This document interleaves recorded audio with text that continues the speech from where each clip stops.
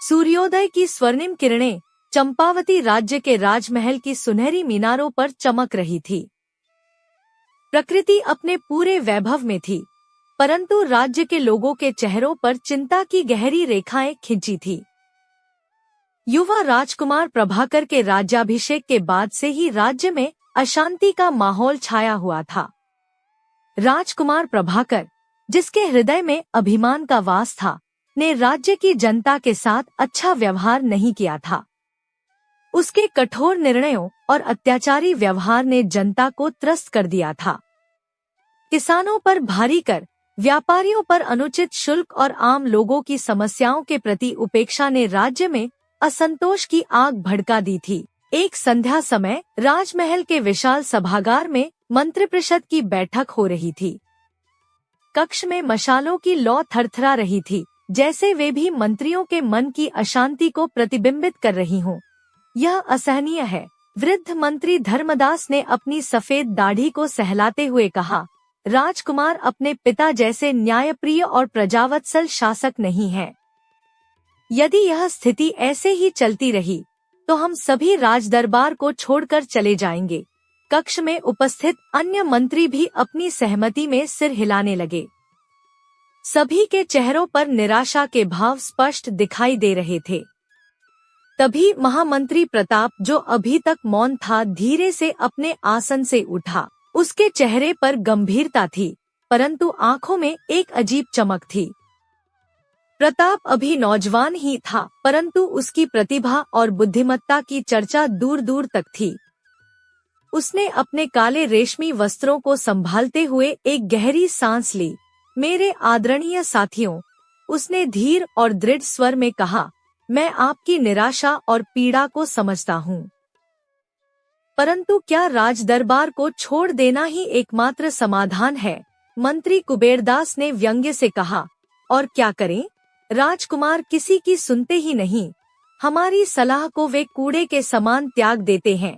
प्रताप ने अपने हाथों को आगे बढ़ाया, जैसे किसी अदृश्य चिंता को थाम रहा हो। उसकी आंखें गहरी और विचारपूर्ण थी। आप सभी लोग राजदरबार को छोड़ने का विचार अपने दिल से निकाल दीजिए, उसने कहा। उसकी आवाज में एक अद्भुत शक्ति थी। बल्कि अपनी बुद्धिमत्ता और अनुभव के आधार पर राजकुमार को सही मार्ग पर लाने का प्रयास कीजिए। वह कमरे में टहलने लगा, जैसे अपने विचारों को और अधिक स्पष्ट करने का प्रयास कर रहा हो। सोचिए, आप लोगों के चले जाने के बाद क्या होगा? उसने पूछा। राजकुमार नए मंत्री नियुक्त करेंगे, जो सिर्फ उनकी हाँ में हाँ मिलाएंगे। ऐसे मंत्री जो सत्य बोलने का साहस नहीं रखेंगे, जो अपने स्वार्थ के लिए जनता के हित को भुला देंगे। उसने एक क्षण रुककर सभी मंत्रियों की ओर देखा। इस तरह से तो हमारी प्रजा का और भी अधिक बुरा हाल होगा। उसने अपनी बात पूरी की। क्या आप सभी, जो राज्य के प्रति समर्पित हैं, ऐसा होने दे सकते हैं? कक्ष में एक स्तब्धता छा गई। मंत्रियों के चेहरों पर चिंतन के भाव उभर आए। वृद्ध धर्मदास ने अपनी आंखों में छलछलाते आंसुओं को रोकते हुए कहा, तुम्हारी बात में सार है प्रताप, परंतु राजकुमार तो हमारी बात सुनते ही नहीं। प्रताप मुस्कुराया। धैर्य रखिए आदरणीय धर्मदास जी। मनुष्य के हृदय में परिवर्तन लाना एक क्षण का कार्य नहीं है। यह एक लंबी यात्रा है। हमें इस यात्रा में साथ रहना होगा, राजकुमार का मार्गदर्शन करना होगा। उसके शब्दों ने जैसे कक्ष में नई ऊर्जा का संचार कर दिया। एक एक करके सभी मंत्री सहमति में सिर हिलाने लगे। अगर प्रताप का विश्वास है कि हम सफल हो सकते हैं, तो मैं भी साथ हूँ, मंत्री कुबेरदास ने कहा। इस तरह महामंत्री प्रताप के प्रभावशाली वक्तव्य ने सभी मंत्रियों के मन में नई आशा का संचार किया। उन्होंने राजमहल को छोड़ने का विचार अपने दिल से निकाल दिया और राजकुमार को सही मार्ग पर लाने के लिए संकल्पबद्ध हो गए। अगले दिन सुबह की किरणों ने राजमहल के झरोखों से झांकते हुए नई आशा का संचार किया। राजकुमार प्रभाकर अपने शाही वस्त्रों में सज्जित सिंहासन पर विराजमान थे।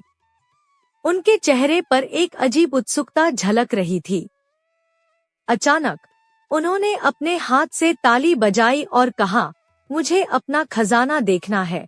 पास खड़े सेवक ने सिर झुकाकर कहा, जैसी आपकी आज्ञा महाराज। महामंत्री प्रताप, जो पास ही खड़ा था, ने राजकुमार के चेहरे पर एक अजीब भाव देखा। वह समझ गया कि राजकुमार के मन में कोई नई योजना जन्म ले रही है। मंत्रीगण, मैं अपना खजाना देखना चाहता हूँ। राजकुमार ने अपनी आवाज ऊंची करते हुए घोषणा की, मुझे इसी क्षण अपने साथ ले चलो। मंत्रियों ने एक दूसरे की ओर देखा। खजाना देखने का यह अचानक निर्णय उन्हें अजीब लगा, परंतु वे कुछ कह नहीं सकते थे। राजकुमार प्रभाकर के नेतृत्व में मंत्रियों का समूह महल के नीचे स्थित भूमिगत तहखाने की ओर चल पड़ा।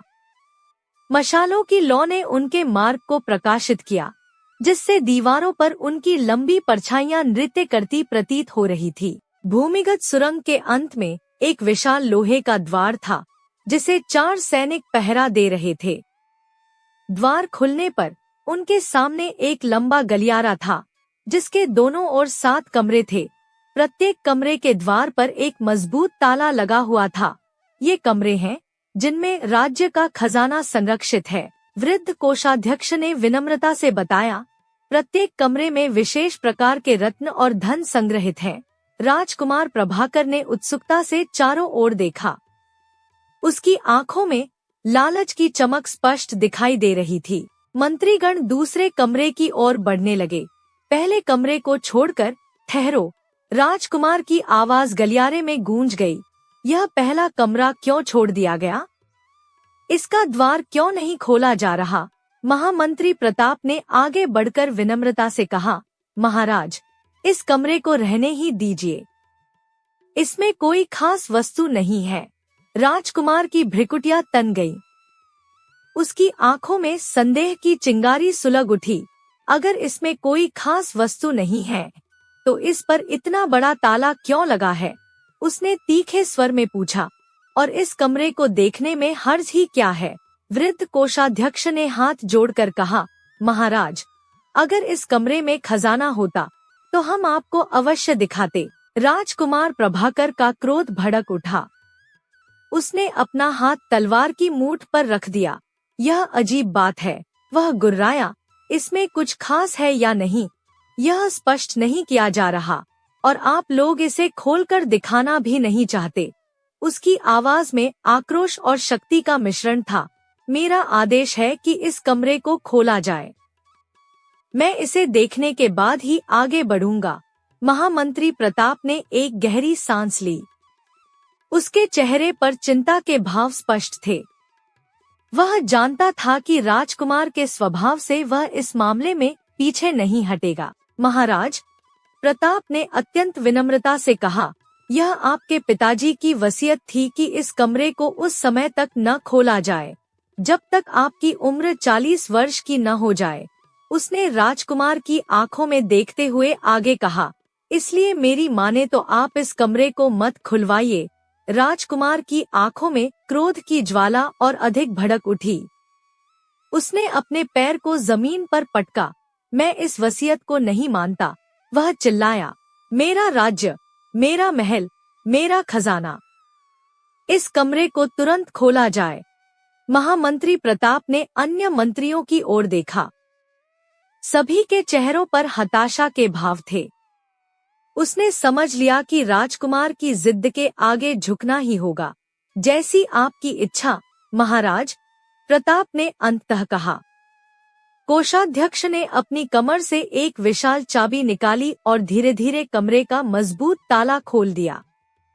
द्वार के खुलते ही कमरे से एक ठंडी हवा का झोंका आया, जैसे वह कमरा वर्षों से अछूता रहा हो। राजकुमार प्रभाकर तुरंत कमरे के अंदर प्रवेश कर गया। कमरा छोटा था, परंतु अत्यंत साफ सुथरा। उसके बीचों बीच एक संगमरमर का चबूतरा था और उस पर एक सुंदर मूर्ति स्थापित थी। राजकुमार प्रभाकर मूर्ति के सामने खड़ा हुआ और उसे देखता ही रह गया। मूर्ति एक युवती की थी, जिसकी सुंदरता वर्णनातीत थी। उसके चेहरे पर एक मंद मुस्कान थी और उसकी आंखें जैसे जीवित प्रतीत हो रही थी। संगमरमर की सफेदी ने उसे एक दिव्य आभा प्रदान की थी। राजकुमार प्रभाकर की आंखें मूर्ति पर टिकी हुई थी। वह अपलक उसे निहार रहा था, जैसे संसार की सारी सुंदरता उस एक मूर्ति में समाहित हो गई हो। महामंत्री प्रताप ने धीरे से कहा, चलिए महाराज, अब हम वापस चलते हैं। यह तो एक मामूली सी मूर्ति है, इसे देखने से भला क्या होगा। परंतु राजकुमार जैसे सम्मोहित था। उसकी आवाज एक सपने जैसी थी। यह किस स्त्री की मूर्ति है?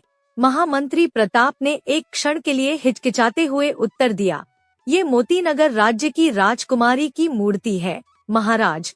राजकुमार की आंखों में अचानक एक नई चमक आ गई।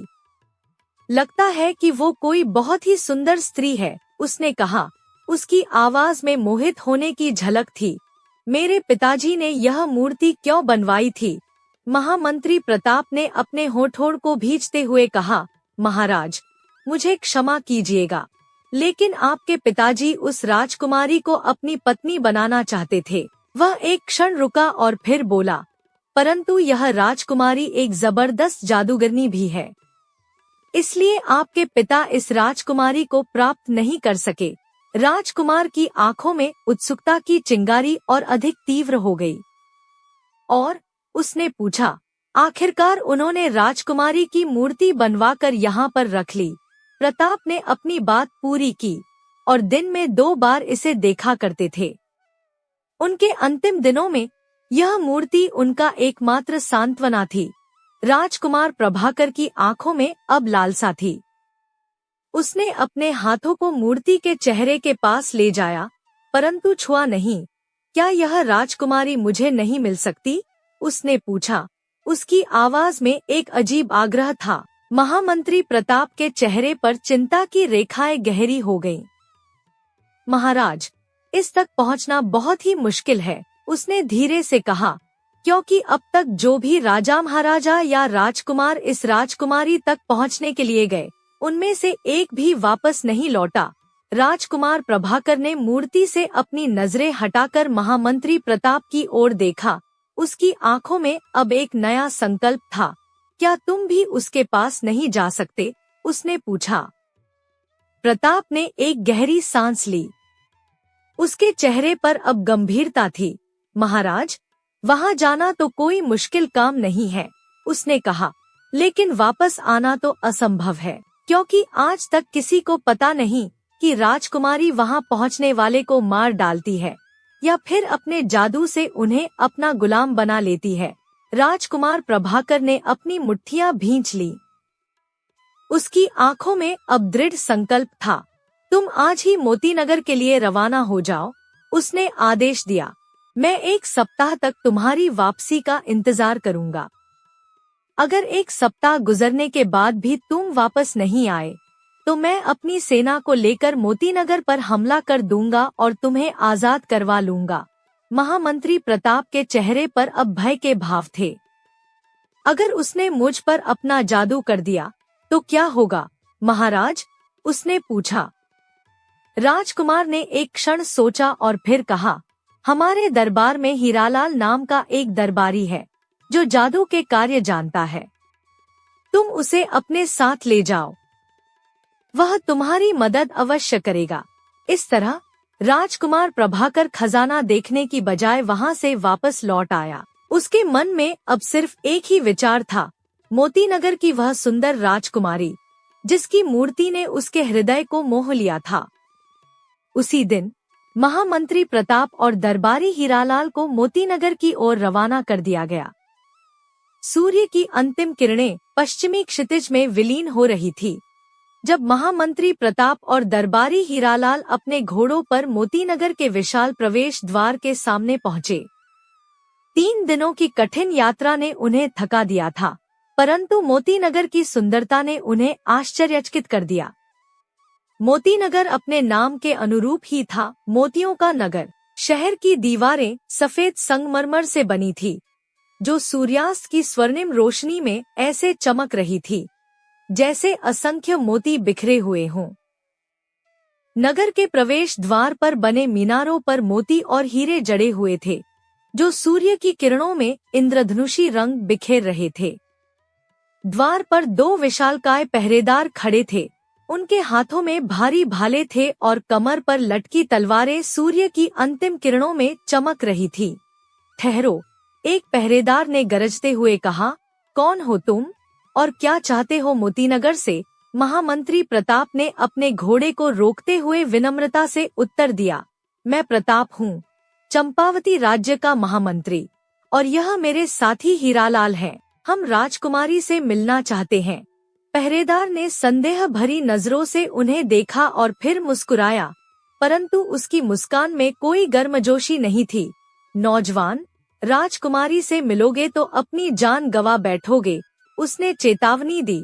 क्या तुम्हें पता नहीं, राजकुमारी के पास जाने वाले कभी वापस नहीं लौटते? हीरालाल ने आश्चर्य से पूछा। क्या कहा? हम लोग अपनी जान गंवा बैठेंगे? पहरेदार ने तिरस्कार से हंसते हुए कहा, अरे मूर्खों, तुम लोग हमें जानते नहीं हो। हमारी राजकुमारी एक प्रबल जादूगरनी है, जिसके सामने अब तक कोई टिक नहीं पाया। प्रताप ने शांति से उत्तर दिया, हम उस जोखिम को उठाने के लिए तैयार हैं। पहरेदार ने उन्हें पुनः देखा और फिर उसके चेहरे पर एक विचित्र मुस्कान आई।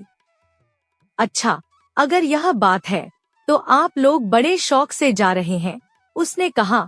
अपनी मौत के मुंह में द्वार खुल गया और प्रताप तथा हीरालाल नगर में प्रवेश कर गए। मोतीनगर की सड़कें चमचमाती थी, जैसे हर पत्थर को पॉलिश किया गया हो। सड़कों के दोनों ओर विशाल वृक्ष थे, जिनकी शाखाओं पर लटकते लालटेन सड़कों को प्रकाशित कर रहे थे। जैसे जैसे वे आगे बढ़े, उन्होंने देखा कि नगर के लोग उन्हें अजीब नजरों से देख रहे हैं।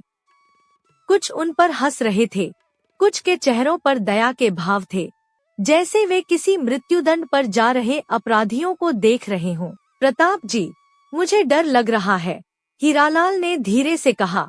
यहाँ का माहौल बहुत अजीब है। प्रताप ने अपने साथी के कंधे पर हाथ रखते हुए कहा, धैर्य रखो हीरालाल, हम यहाँ एक उद्देश्य से आए हैं और हमें इसे पूरा करना ही होगा। वे आगे बढ़ते रहे और अंततः राजकुमारी के महल के बाहर पहुँच गए। महल की सुंदरता देखकर दोनों की आंखें चौंधिया गईं। यह एक विशाल संरचना थी, पूरी तरह से सफेद संगमरमर से निर्मित, जिसमें सोने और चांदी के काम ने इसे और भी भव्य बना दिया था। महल के चारों ओर एक विशाल उद्यान था, जिसमें रंग-बिरंगे फूल खिले हुए थे और सुगंधित हवा चारों ओर फैल रही थी। महल के बाहर खड़े पहरेदारों ने उन्हें देखा और बिना किसी प्रश्न के द्वार खोल दिया, जैसे वे उनका इंतजार कर रहे हों। महल के अंदर से कुछ दासियां दौड़ती हुई बाहर आईं। वे सभी सुंदर रेशमी वस्त्रों में सज्जित थीं और उनके गले में मोतियों के हार थे। आपका स्वागत है, महामंत्री प्रताप और दरबारी हीरालाल, एक दासी ने कहा। उसकी आवाज में एक अजीब संगीत था। राजकुमारी आपका इंतजार कर रही हैं। प्रताप और हीरालाल आश्चर्यचकित थे। उन्होंने अपना परिचय नहीं दिया था, फिर भी दासियां उनके नाम जानती थी। राजकुमारी को हमारे आने की सूचना कैसे मिली? प्रताप ने पूछा। दासी ने रहस्यमय ढंग से मुस्कुराते हुए कहा, राजकुमारी सब कुछ जानती है महामंत्री जी। वे अपने जादू से बहुत कुछ देख और जान सकती हैं। दासियों के साथ प्रताप और हीरालाल महल के अंदर चले गए। महल का आंतरिक भाग बाहरी भाग से भी अधिक भव्य था। फर्श पर कीमती कालीन बिछे हुए थे, दीवारों पर सोने और मोतियों का काम था और छत से झूमर लटक रहे थे, जिनमें हीरे जड़े हुए थे। हर कदम पर उन्हें नई सुंदरता देखने को मिल रही थी। अंततः वे एक विशाल कक्ष में पहुंचे, जिसकी छत इतनी ऊंची थी कि वह दिखाई ही नहीं दे रही थी। कक्ष के बीच में एक सुनहरा सिंहासन था और उस पर एक युवती विराजमान थी। राजकुमारी को देखते ही प्रताप के मुंह से एक आश्चर्यसूचक उद्गार निकला। राजकुमारी वास्तव में उस संगमरमर की मूर्ति से भी कहीं अधिक सुंदर थी। उसके लंबे काले बाल उसके कंधों पर लहरा रहे थे। उसकी आंखें गहरे नीले समुद्र जैसी थी और उसका चेहरा चंद्रमा की तरह चमक रहा था। वह एक सुनहरी पोशाक पहने हुई थी जिस पर मोती और हीरे टंके हुए थे। आपका स्वागत है महामंत्री प्रताप और दरबारी हीरालाल, राजकुमारी ने अपनी मधुर आवाज में कहा। मैं आपके आने का इंतजार कर रही थी। प्रताप ने विनम्रता से सिर झुकाया। आपकी प्रसिद्धि आपकी सुंदरता से भी अधिक है राजकुमारी जी। राजकुमारी ने मुस्कुराते हुए कहा, आप मुझे सिर्फ देखने आए हैं या मुझसे शादी करने का इरादा भी रखते हैं? यह सीधा प्रश्न सुनकर हीरालाल की आंखें फटी रह गईं। परंतु प्रताप ने शांति से उत्तर दिया, हम लोग शादी के इरादे से ही यहाँ आए हैं राजकुमारी जी। राजकुमारी की आंखों में एक चमक आई। वह अपने सिंहासन से उठी और धीरे धीरे उनकी ओर बढ़ी। बहुत अच्छा, उसने कहा, लेकिन मेरे 4 सवाल हैं। अगर आप इन सवालों के सही जवाब दे दिए तो मैं आपसे शादी कर लूंगी। उसकी आवाज का स्वर बदल गया और उसमें एक अजीब ठंडापन आ गया। लेकिन अगर आपने मेरे सवालों के जवाब नहीं दिए तो आपकी गर्दन काटकर पेड़ पर लटकवा दूंगी। वह देखिए, उसने अपने हाथ से एक तरफ इशारा किया। प्रताप और हीरालाल ने उस दिशा में देखा और देखा कि एक विशाल पेड़ पर कई कटे हुए सिर लटक रहे थे। यह दृश्य इतना भयानक था कि हीरालाल का चेहरा पीला पड़ गया। अरे मंत्री जी, देख रहे हो? हीरालाल ने कांपते हुए कहा। लगता है हमारा सिर भी वहीं पर नजर आएगा। प्रताप ने अपने साथी के कंधे पर हाथ रखा। आप कुछ देर चुप रहिए हीरालाल जी, राजकुमारी ने अपनी बात जारी रखी।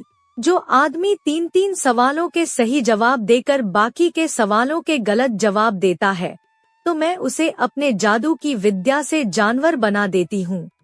उसने एक अन्य दिशा की ओर इशारा किया।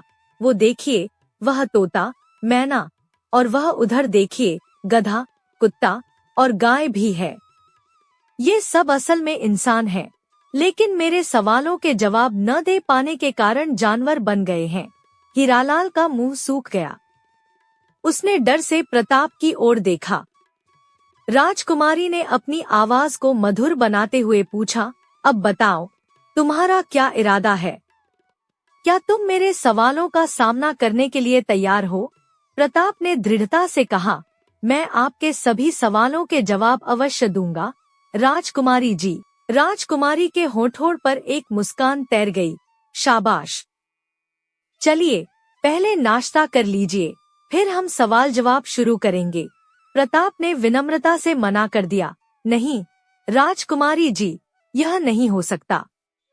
मेरा अनुभव कहता है कि ऐसे मौके पर इस तरह की चीज खिला दी जाती है कि मनुष्य अपनी बुद्धि खो बैठते हैं। इसलिए पहले आप अपने सवाल पूछिए, उसके बाद ही नाश्ता पानी होगा। राजकुमारी हीरालाल की यह बात सुनकर ठहाके लगाकर हंसने लगी, जैसे उसने कोई मजेदार बात कही हो। ठीक है, उसने अंततः कहा, चलिए मेरे सवालों का जवाब दीजिए। राजकुमारी अपने सुनहरे सिंहासन पर पुनः विराजमान हुई। उसकी आंखों में अब चुनौती की चमक थी। वह महामंत्री प्रताप को गहराई से देख रही थी, जैसे उसकी आत्मा को पढ़ना चाहती हो। मेरा पहला प्रश्न, उसने धीरे धीरे कहा, एक बड़ा सा पेड़ है जो सारी दुनिया पर छाया हुआ है। उसके पत्ते एक तरफ से काले और दूसरी तरफ से सफेद हैं। वह पेड़ पूरे साल में एक बार मर जाता है और फिर फौरन ही वह जिंदा भी हो जाता है। बताओ, वह पेड़ क्या है? कक्ष में एक अजीब सन्नाटा छा गया। हीरालाल का माथा चिंता से सिकुड़ गया। उसने अपने दिमाग पर जोर दिया, परंतु उसे कोई उत्तर सूझ नहीं रहा था। अचानक उसके चेहरे पर एक चमक आई। यह पेड़ एक गधा हो सकता है, उसने उत्साह से कहा, क्योंकि गधे की पीठ काले रंग की होती है और नीचे से उसका पेट सफेद होता है। महामंत्री प्रताप ने नाराजगी से अपना सिर हिलाया और धीरे से कहा, आप नशे में हैं क्या? कहीं गधा भी 1 साल के बाद मरता है और फिर फौरन जिंदा भी हो जाता है। हीरालाल शर्मिंदा हो गया। प्रताप ने अपनी आंखें बंद की और कुछ क्षणों तक गहन चिंतन में डूब गए। उनके चेहरे पर एक शांत अभिव्यक्ति थी, जैसे वे अपने भीतर के ज्ञान से संपर्क कर रहे हों। राजकुमारी धैर्यपूर्वक प्रतीक्षा कर रही थी। उसके होठों पर एक मंद मुस्कान थी। अचानक प्रताप की आंखें खुली और उनके चेहरे पर एक आत्मविश्वास की चमक थी। राजकुमारी जी, उन्होंने शांति से कहा, उस पेड़ का नाम है 1 वर्ष यानी साल। इसके सफेद पत्ते दिन हैं और काले पत्ते रात हैं। पेड़ का मर जाना यानी 1 साल का समाप्त हो जाना और मरकर फौरन जिंदा हो जाना नए साल का प्रारंभ है। राजकुमारी की आंखों में आश्चर्य की चमक आई। वह प्रताप को ऐसे देख रही थी जैसे पहली बार देख रही हो। सही उत्तर, उसने अंततः कहा। उसकी आवाज में एक नई श्रद्धा थी। आप वास्तव में बुद्धिमान हैं, महामंत्री प्रताप। हीरालाल ने राहत की सांस ली और प्रताप की ओर आदर से देखा। राजकुमारी अपने सिंहासन पर थोड़ी आगे झुकी। मेरा दूसरा सवाल सुनो, उसने कहा। एक समुद्र है जो सारी दुनिया को, यहाँ तक कि हिमालय पर्वत को भी डुबो देता है। लेकिन एक देव, जिसका न मुंह है न हाथ, वो उसे एक ही बार में पी जाता है। बताओ, वह समुद्र क्या है और वह देव कौन है? हीरालाल का चेहरा फिर से निराशा से भर गया। उसने अपने सिर को पकड़ लिया। महामंत्री जी, अब तो हमारी खैर नहीं। अब तो भलाई इसी में है कि कोई पिंजरा तलाश कर ले। प्रताप ने उसे शांत रहने का इशारा किया। आप बिल्कुल चुप रहिए, हीरालाल जी। वह फिर से गहन चिंतन में डूब गए। उनके माथे पर चिंतन की रेखाएं उभर आईं। कक्ष में पूर्ण सन्नाटा था। केवल दूर से आती पक्षियों की आवाजें ही सुनाई दे रही थी। थोड़ी देर बाद प्रताप के चेहरे पर एक मुस्कान तैर आई। उन्होंने धीरे से अपनी आंखें खोली और राजकुमारी की ओर देखा। वह समुद्र है, ओस, उन्होंने धीरे धीरे कहा, और सुबह के समय सारी दुनिया उसमें डूबी होती है। और वह देव है, सूरज, जिसका न मुंह है न पैर, और फिर भी वह समुद्र को यानी ओस को पी जाता है। राजकुमारी ने ताली बजाई। उसकी आंखों में अब प्रशंसा के भाव थे। शाबाश, उसने उत्साह से कहा। आपने फिर से सही उत्तर दिया, महामंत्री प्रताप। हीरालाल ने फिर से राहत की सांस ली। वह प्रताप को अब और अधिक आदर से देख रहा था। अब मेरा तीसरा प्रश्न सुनो, राजकुमारी ने कहा। उसकी आवाज अब और अधिक गंभीर थी। मेरी 2 बहनें हैं और 19 दासियां। मैं चाहती हूँ कि मेरी आधी दासियां बड़ी बहन को मिल जाए और बाकी की आधी दासियां मेरी छोटी बहन को मिल जाए। लेकिन यह ध्यान रखिए कि किसी भी दासी के 2 टुकड़े नहीं होने चाहिए और किसी को भी दासियां कम या ज्यादा न मिले। यह कैसे संभव है? हीरालाल का चेहरा लाल हो गया। वह गुस्से से बुदबुदाया। यह सवाल तो बिल्कुल गलत है। 19 का आधा तो 9.5 होता है, इसलिए एक दासी को तो जरूर ही काटना पड़ेगा। अगर नहीं काटा गया तो यह प्रश्न भी गलत है। राजकुमारी के होठों पर एक विजयी मुस्कान तैर गई। वह सोच रही थी कि अब तक जो भी इस प्रश्न का सामना किया वह इसमें असफल रहा है, परंतु इस बार प्रताप ने तुरंत उत्तर दिया। उनके चेहरे पर एक चतुर मुस्कान थी। मैंने इस सवाल का हल ढूंढ लिया है, राजकुमारी जी, उन्होंने आत्मविश्वास से कहा। अब आप अपनी 19 दासियों में मेरी भी एक दासी शामिल कर लीजिए। राजकुमारी ने भौहें सिकोड़ी, परंतु प्रताप ने अपनी बात जारी रखी। अब आपके पास कुल 20 दासियां हो गईं। इनमें से आधी दासियां यानी 10 आप अपनी बड़ी बहन को दे दीजिए। बाकी की आधी दासियां यानी 5 अपनी छोटी बहन को दे दीजिए। अब आपके दोनों बहनों के पास बराबर बराबर दासियां हो गई, वह भी बिना किसी दासी को काटे। प्रताप ने एक क्षण रुककर राजकुमारी के चेहरे पर प्रतिक्रिया देखी और फिर मुस्कुराते हुए आगे कहा, अब बंटवारा ठीक से हो गया तो आप मेरी एक दासी को मुझे वापस लौटा दीजिए। यह सुनकर राजकुमारी चौंक गई। उसे इस तरह के चतुर उत्तर की उम्मीद बिल्कुल भी नहीं थी।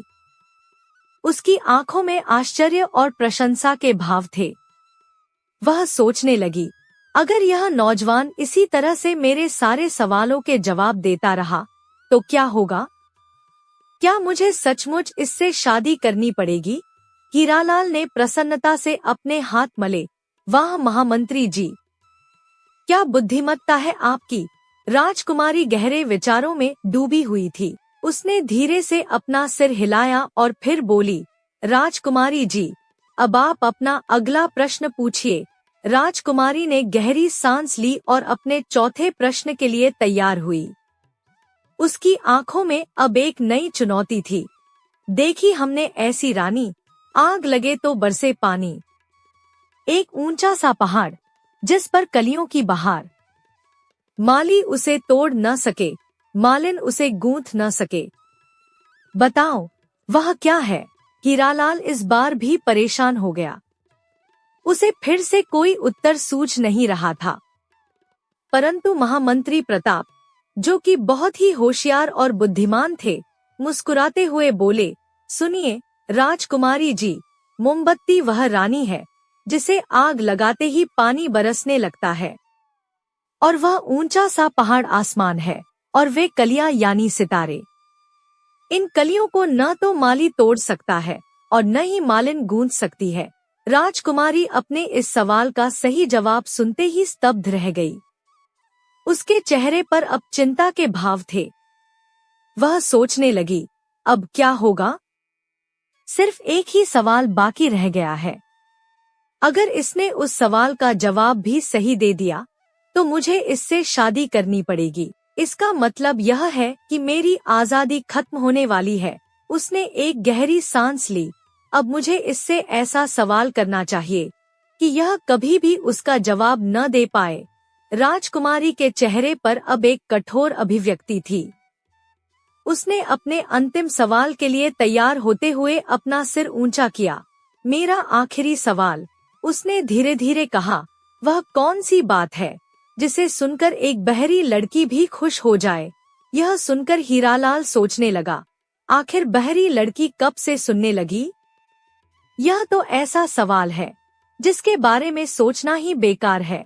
परंतु महामंत्री प्रताप के चेहरे पर फिर से वही शांत मुस्कान थी। उन्होंने राजकुमारी की आंखों में देखते हुए कहा, राजकुमारी जी, यह तो बहुत आसान प्रश्न है। लड़की चाहे कोई भी हो, वह अपनी तारीफ सुनकर खुश हो जाएगी। और जहाँ तक उसके बहरे होने की बात है, तो जरूरी नहीं कि लड़की की तारीफ मुंह से बोलकर ही की जाए। उसकी सुंदरता की तारीफ सिर्फ हाथ के एक इशारे से भी की जा सकती है। राजकुमारी के चेहरे का रंग उड़ गया। उसे विश्वास ही नहीं हो रहा था कि इस महामंत्री ने उसके सबसे कठिन सवाल का भी इतनी आसानी से जवाब दे दिया। हीरालाल ने खुशी से उछलते हुए कहा, महामंत्री जी, आपके दिमाग की जितनी भी तारीफ की जाए उतनी कम है। राजकुमारी ने अपने होंठ भींच लिए। उसकी आंखों में आभार के भाव थे। वह धीरे से अपने सिंहासन से उतरी और प्रताप के सामने आकर खड़ी हो गई। बताइए राजकुमारी जी, प्रताप ने पूछा, अब हमारे लिए क्या आदेश है? राजकुमारी ने एक गहरी सांस ली और धीमी आवाज में कहा, अब तो मैं आपकी दासी हूँ, क्योंकि आपने मेरे सभी प्रश्नों के सही सही उत्तर दिए हैं और मुझे जीत लिया है। आपको इस बात की बहुत बहुत बधाई हो। हजारों आदमियों में से सिर्फ आप ही हैं जिन्होंने मुझे हराया है। महामंत्री प्रताप के चेहरे पर विजय की मुस्कान थी, परंतु उनकी आंखों में एक अजीब संकोच भी था। वे जानते थे कि वे यहाँ अपने लिए नहीं, बल्कि अपने राजा के लिए आए थे। लेकिन राजकुमारी जी, उन्होंने विनम्रता से कहा, मैंने आपको अपने लिए नहीं, बल्कि हमारे राजा प्रभाकर के लिए हासिल किया है। अब आप उनकी रानी बनकर रहेंगी। राजकुमारी के चेहरे पर अचानक क्रोध की लहर दौड़ गई। उसकी आंखें विस्फोट से पहले की आग की तरह जल उठीं। नहीं, हरगिज नहीं, उसने दृढ़ता से कहा। उसकी आवाज में अब तक का सबसे तीव्र भाव था। आपने मेरे सवालों के जवाब दिए हैं, इसलिए आप ही मुझसे शादी कर सकते हैं। अगर राजा ने मेरे सवालों के जवाब दिए होते तो वह मुझसे शादी करते, तब मैं किसी दूसरे को यह अधिकार न देती। उसने एक क्षण रुककर प्रताप की आंखों में देखा। हाँ, अगर आपने मुझे पहले ही यह बता दिया होता कि यहाँ पर आप अपने राजा के लिए आए हैं और उन्हीं के लिए इन सवालों के जवाब दे रहे हैं, तो बात कुछ और हो सकती थी। लेकिन आपने तो मुझे इस बारे में कुछ बताया ही नहीं था। प्रताप के चेहरे पर अब चिंता के भाव थे। वे जानते थे कि अगर वे खाली हाथ वापस गए तो राजा प्रभाकर उन्हें कभी माफ नहीं करेगा। लेकिन राजकुमारी जी, उन्होंने अपना पक्ष रखते हुए कहा, मैं तो राजा साहब से यह वादा करके आया था कि आपको उनके लिए लेकर आऊंगा, इसलिए मैं आपसे शादी करके अपना वादा तोड़ नहीं सकता। राजकुमारी ने अपना हाथ उठाकर उन्हें रोक दिया। मुझे इन बातों से कोई मतलब नहीं है। आपने मेरे सवालों के जवाब दिए हैं, इसलिए आप ही मुझसे शादी करेंगे। यह मेरा नियम है और मैं इसे नहीं तोड़ सकती। इस बीच हीरालाल, जो अब तक मौन था, ने अचानक बोलना शुरू किया। राजकुमारी जी, उसने कहा, महामंत्री जी तो वैसे भी आपसे दूर ही रहना चाहेंगे, क्योंकि आपके दिल में तो इंसानों के लिए कोई दया की भावना नहीं है। आपने इतने सारे इंसानों को जानवर बनाकर पिंजरे में बंद कर रखा है। राजकुमारी के चेहरे पर अब शर्म के भाव थे। उसने धीरे से कहा, अगर यह बात है तो मैं उन सबको दोबारा से मनुष्य बना दूंगी और आपके कहने पर मैं उन लोगों को आजाद भी कर दूंगी। हीरालाल के चेहरे पर प्रसन्नता की लहर दौड़ गई। तो फिर मैं आपका हमेशा के लिए आभारी रहूंगा। राजकुमारी उसी समय मुस्कुराती हुई उठी। उसने अपनी जादू की छड़ी निकाली, जो उसके गले में एक हार के रूप में लटकी हुई थी। छड़ी सोने की बनी थी और उसके शीर्ष पर एक चमकता हुआ नीलम था। उसने छड़ी को घुमाया और उससे एक नीली किरण निकली, जो पिंजरे में बंद जानवरों की ओर बढ़ी। जैसे ही किरण उन्हें छूती, वे धीरे धीरे अपने मूल रूप में आने लगते। कुछ ही क्षणों में पिंजरे में बंद सभी जानवर मनुष्यों में बदल गए थे।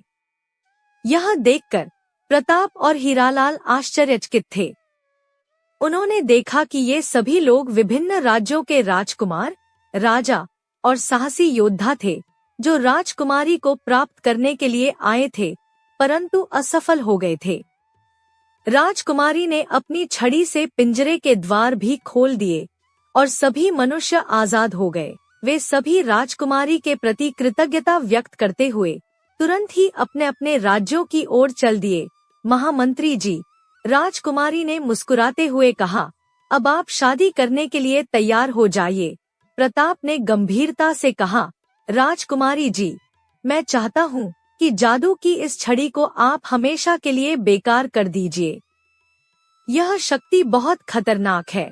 राजकुमारी ने अपनी छड़ी को देखा जैसे उसे पहली बार देख रही हो। मैं इसे जमीन में गाड़ देती हूँ, उसने प्रस्ताव दिया। जी नहीं, प्रताप ने कहा, आप इस छड़ी को हीरालाल को दे दीजिए। यह इस छड़ी को एक पत्थर से बांधकर समुद्र में डुबो देगा और फिर यह छड़ी कभी किसी के हाथ नहीं लगेगी। राजकुमारी ने एक क्षण सोचा और फिर अपनी छड़ी हीरालाल को सौंप दी। मैंने आपकी सभी बातें मान ली, उसने कहा। अब तो आप मुझसे शादी कर लीजिए। प्रताप के चेहरे पर अब एक गहरी व्यथा थी। मैं राजा को क्या मुंह दिखाऊंगा? उन्होंने धीरे से कहा, नहीं नहीं, मैं यह शादी नहीं कर सकता। राजकुमारी ने अपना धैर्य खो दिया। आप दोनों हमारे शाही मेहमान खाने में आराम कीजिए, उसने आदेश दिया। कुछ दिनों के लिए आप यहीं रहेंगे, जब तक कि आप अपना निर्णय नहीं बदल लेते। प्रताप ने विरोध किया। जी नहीं, हम आपको साथ लेकर फौरन वापस जाना चाहते हैं। क्योंकि राजा प्रभाकर वहाँ पर हमारा इंतजार कर रहे होंगे। लेकिन राजकुमारी ने उनकी एक न सुनी और मजबूर होकर उन दोनों को महल के मेहमान खाने में ठहरा दिया गया। उनके साथ सैनिक भी तैनात किए गए ताकि वे भाग न सके। इधर चंपावती राज्य में राजा प्रभाकर बेचैनी से महामंत्री प्रताप और दरबारी हीरालाल की वापसी का इंतजार कर रहे थे। उन्होंने अपना अधिकतर समय उस कमरे में बिताया जहां राजकुमारी की संगमरमर की मूर्ति थी। वे घंटों तक उस मूर्ति को देखते रहते, जैसे वह किसी भी क्षण जीवित हो उठेगी। जब एक सप्ताह बीत गया और प्रताप तथा हीरालाल वापस नहीं आए, तो राजा प्रभाकर का धैर्य टूट गया। उन्होंने अपने सेनापति को बुलाया। सेनापति, मेरे विश्वासपात्र मंत्री और दरबारी एक सप्ताह से लापता है। उन्होंने गंभीरता से कहा, मुझे डर है कि मोतीनगर की उस जादूगरनी ने उन्हें भी अपने जादू का शिकार बना लिया है। सेनापति ने विनम्रता से सिर झुकाया। क्या आदेश है महाराज? राजा प्रभाकर ने अपनी तलवार निकाली और उसे ऊपर उठाया। मोतीनगर पर चढ़ाई करने की तैयारी करो। हम उस जादूगरनी को सबक सिखाएंगे। तुरंत ही चंपावती की सेना को युद्ध के लिए तैयार किया गया। हजारों सैनिक, घुड़सवार और हाथी सजाए गए। तीर, तलवारें और भाले चमकाए गए। युद्ध के लिए सारी तैयारियां की गई। अगले दिन सुबह राजा प्रभाकर अपनी विशाल सेना के साथ मोतीनगर की ओर रवाना हुए। उनकी आंखों में प्रतिशोध की आग जल रही थी। 3 दिन की कठिन यात्रा के बाद चंपावती की सेना मोतीनगर के द्वार पर पहुंच गई। सेना के आगमन का समाचार तुरंत ही राजकुमारी तक पहुंचा। उसने तुरंत अपने सैनिकों को राज्य की रक्षा के लिए तैयार होने का आदेश दिया। मोतीनगर के द्वार पर दोनों सेनाएं आमने सामने थी। राजा प्रभाकर अपने विशाल हाथी पर सवार थे, जबकि मोतीनगर के सेनापति अपने सफेद घोड़े पर। सुनो मोतीनगर के लोगों, राजा प्रभाकर ने गरजते हुए कहा, मैं चंपावती का राजा प्रभाकर हूँ। मैं अपने महामंत्री प्रताप और दरबारी हीरालाल को वापस चाहता हूँ, साथ ही तुम्हारी राजकुमारी को भी। अगर तुम मेरी मांग नहीं मानते तो मैं इस शहर को तबाह कर दूंगा। मोतीनगर के सेनापति ने क्रोध से उत्तर दिया, हम तुम्हारी धमकियों से नहीं डरते राजा प्रभाकर। हमारी राजकुमारी किसी की दासी नहीं है। अगर तुम युद्ध चाहते हो तो हम तैयार हैं। इन शब्दों के साथ दोनों सेनाओं के बीच युद्ध शुरू हो गया। तलवारों की टकरने की आवाजें, भालों के वार और घोड़ों की टापों ने एक भयानक संगीत बना दिया। जब महामंत्री प्रताप को पता चला कि 2 सेनाओं के बीच युद्ध शुरू हो गया है, तो वे तुरंत ही राजकुमारी के पास पहुँचे। राजकुमारी जी, इस युद्ध को रोक दीजिए, उन्होंने आग्रह किया। मैं राजा प्रभाकर को समझाना चाहता हूँ। इस निरर्थक रक्तपात को रोकिए। राजकुमारी ने प्रताप की आंखों में देखा। उसने उनके शब्दों में सच्चाई महसूस की। ठीक है, उसने कहा, मैं आपके साथ चलूंगी। राजकुमारी अपनी विशेष पालकी में बैठकर महामंत्री प्रताप के साथ युद्ध क्षेत्र की ओर चल दी। जैसे ही उनकी पालकी युद्ध क्षेत्र में प्रवेश की, दोनों ओर के सैनिकों ने लड़ना बंद कर दिया। राजा प्रभाकर ने राजकुमारी को देखा और उनकी आंखें चौड़ी हो गईं। वह वास्तव में उतनी ही सुंदर थी जितनी उसकी मूर्ति थी, या शायद उससे भी अधिक। पालकी से उतरकर राजकुमारी और प्रताप राजा प्रभाकर के सामने आ खड़े हुए।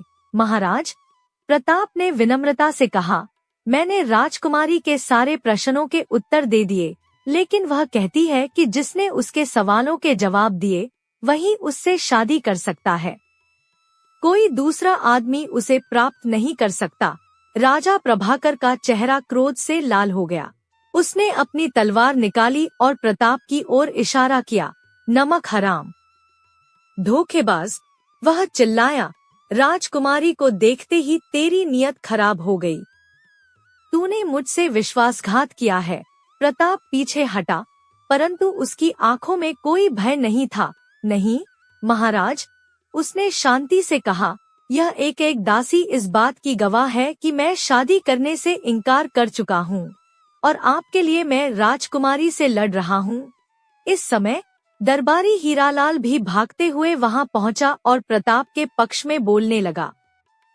परंतु राजा प्रभाकर ने उन दोनों में से किसी की भी बात नहीं सुनी। तुम लोग इसी समय मेरे साथ वापस चलो, उसने आदेश दिया।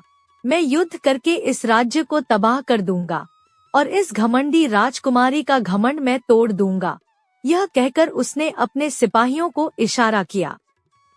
सिपाहियों ने महामंत्री प्रताप को गिरफ्तार कर लिया। इसके बाद राजा प्रभाकर राजकुमारी की ओर बढ़ा। उसने उसका हाथ पकड़ना चाहा, परंतु राजकुमारी ने अपना हाथ पीछे खींच लिया। महाराज, उसने दृढ़ता से कहा, मैं आपके साथ नहीं जा सकती।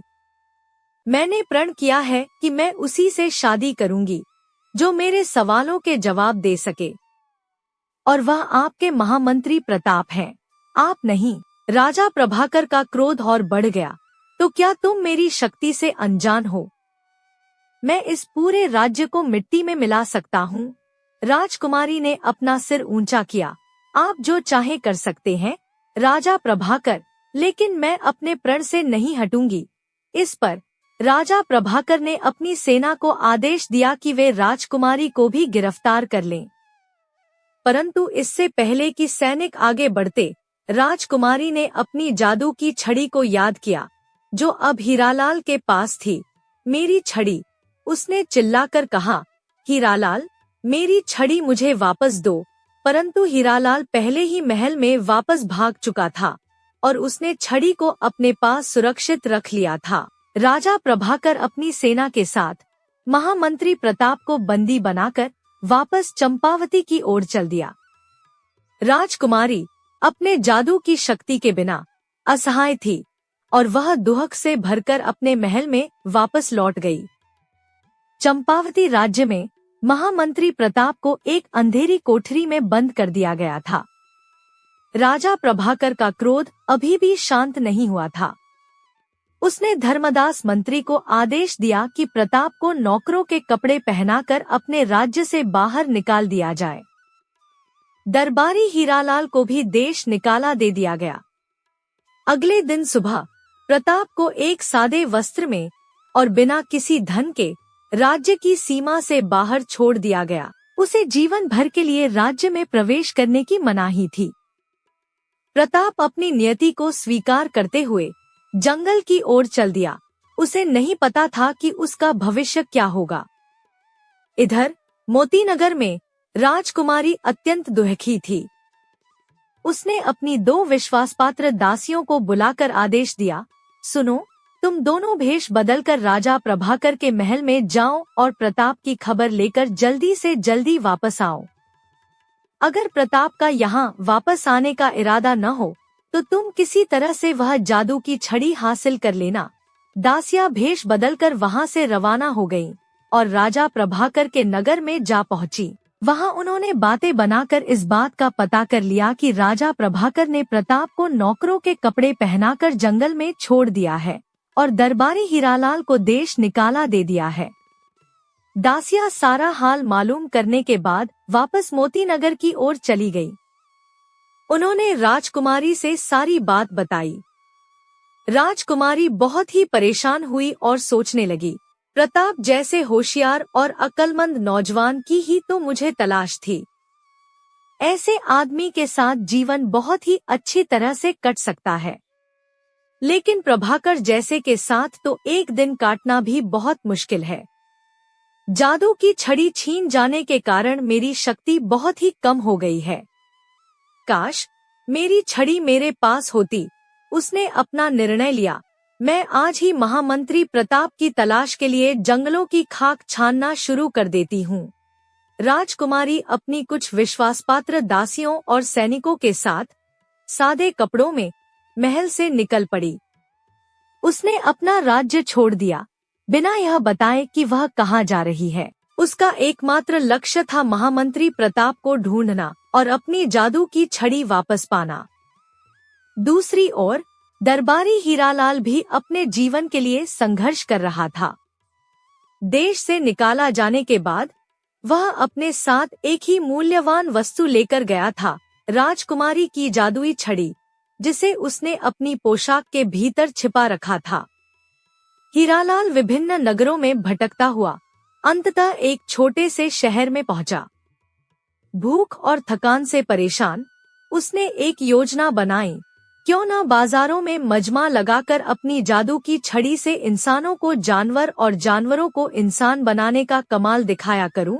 उसने सोचा, इस तरह से सुबह से शाम तक कुछ रुपए जरूर कमा लूंगा। यह सोचकर उसने एक बड़े बाजार में खड़े होकर मजमा लगाया और लोगों से कहने लगा, भाइयों, मैं जादूगर तो नहीं, लेकिन फिर भी इंसान को जानवर बना सकता हूँ और जानवर को वापस इंसान के रूप में ला सकता हूँ। अगर विश्वास न हो तो आप में से कोई भी मेरे सामने आकर खड़ा हो जाए। भीड़ में से एक आदमी आगे आया और कहने लगा, तुम मुझे ऊंट बना दो तो मैं तुम्हें एक अशर्फी इनाम में दूंगा। हीरालाल बहुत ही खुश हुआ।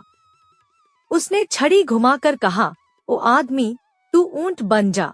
और देखते ही देखते वह आदमी एक विशालकाय ऊंट में बदल गया। यह कमाल देखकर भीड़ में से फिर एक मोटा आदमी आगे आया और कहने लगा, मुझे हाथी बनाकर दिखाओ। हीरालाल ने छड़ी घुमाई और उसे हाथी बना दिया। भीड़ आश्चर्य से चिल्ला उठी। उसी समय वहां से उस नगर के राजा की सवारी जा रही थी। राजा ने पूछा, यह क्या तमाशा है? सिपाहियों ने बताया, महाराज, एक आदमी इंसानों को जानवर बना रहा है। यह सुनकर राजा के मन में भी यह तमाशा देखने का शौक जागा। उसने अपनी पालकी रुकवाई और हीरालाल को अपने सामने बुलाया। मुझे तो लगता है कि इस आदमी ने अब तक जिन भी लोगों को जानवर बनाया है वे सब इसी के आदमी थे। राजा ने संदेह व्यक्त किया, अगर तुम मेरे मंत्री को शेर बनाकर दिखाओ तो मुझे विश्वास आएगा कि तुम सचमुच एक सच्चे जादूगर हो। हीरालाल के लिए भला यह कौन सा मुश्किल काम था। उसने छड़ी घुमाकर मंत्री को शेर बना दिया। राजा ने आश्चर्य से अपनी आंखें फाड़ ली। वाह! राजा ने प्रसन्नता से कहा और अपने गले से एक मोतियों का हार निकालकर हीरालाल को देते हुए कहा, अब इन लोगों को तुम दोबारा से इंसान बना दो। हीरालाल ने आत्मविश्वास से छड़ी घुमाकर कहा, वापस इंसान बन जाओ। लेकिन कुछ भी नहीं हुआ। ऊंट ऊंट ही रहा, हाथी हाथी ही रहा और शेर शेर ही रहा। हीरालाल का चेहरा पीला पड़ गया।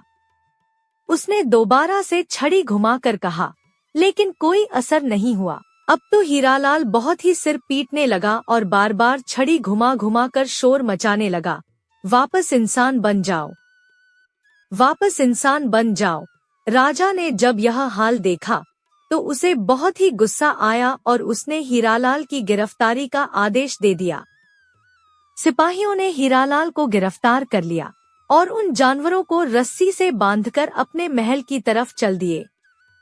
वहां जाकर राजा को मालूम हुआ कि जादू की छड़ी असल में मोतीनगर की राजकुमारी की है और वही इस छड़ी के रहस्य को जानती है।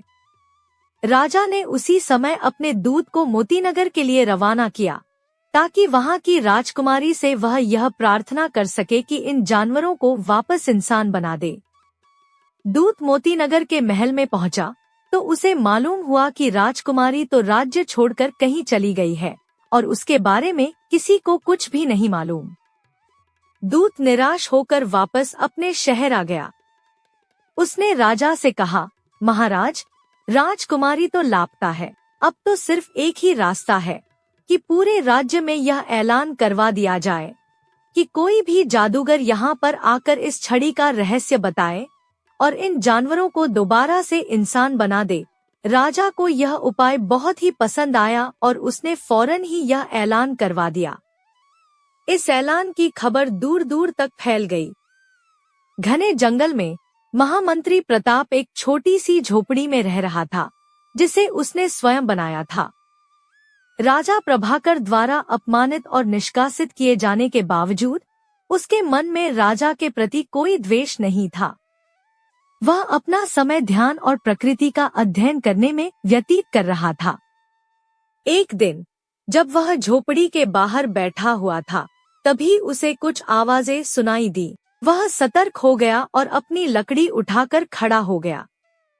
झाड़ियों से होते हुए एक समूह सामने आया, कुछ दासियां और सैनिक, और उनके बीच में एक सुंदर स्त्री, जिसे प्रताप ने तुरंत पहचान लिया। यह मोतीनगर की राजकुमारी थी। राजकुमारी, प्रताप आश्चर्य से बोला, आप यहाँ इस घने जंगल में? राजकुमारी की आंखों में आनंद के आंसू आ गए। प्रताप, वह भावुक होकर बोली, अंततः मैंने आपको ढूंढ ही लिया। वह दौड़कर प्रताप के पास आई और उसके हाथों को पकड़ लिया। मैं आपको ढूंढने के लिए अपना राज्य छोड़कर आई हूँ, उसने कहा। जब मुझे पता चला कि राजा प्रभाकर ने आपके साथ क्या किया, तो मैं अपने महल में नहीं रह सकी। प्रताप ने विनम्रता से अपना सिर झुकाया। राजकुमारी, आपने मेरे लिए इतना कष्ट उठाया, मैं इस उपकार का बदला कैसे चुकाऊंगा? राजकुमारी ने मुस्कुराते हुए कहा, मैं कोई उपकार नहीं कर रही हूँ प्रताप, मैं अपने हृदय की आवाज का अनुसरण कर रही हूँ। आपने मेरे सभी प्रश्नों के उत्तर देकर मुझे जीत लिया है और मैं अपने प्रण के अनुसार आपसे शादी करना चाहती हूँ। प्रताप ने गंभीरता से कहा, राजकुमारी, मैं एक निष्कासित मंत्री हूँ, मेरे पास कुछ भी नहीं है।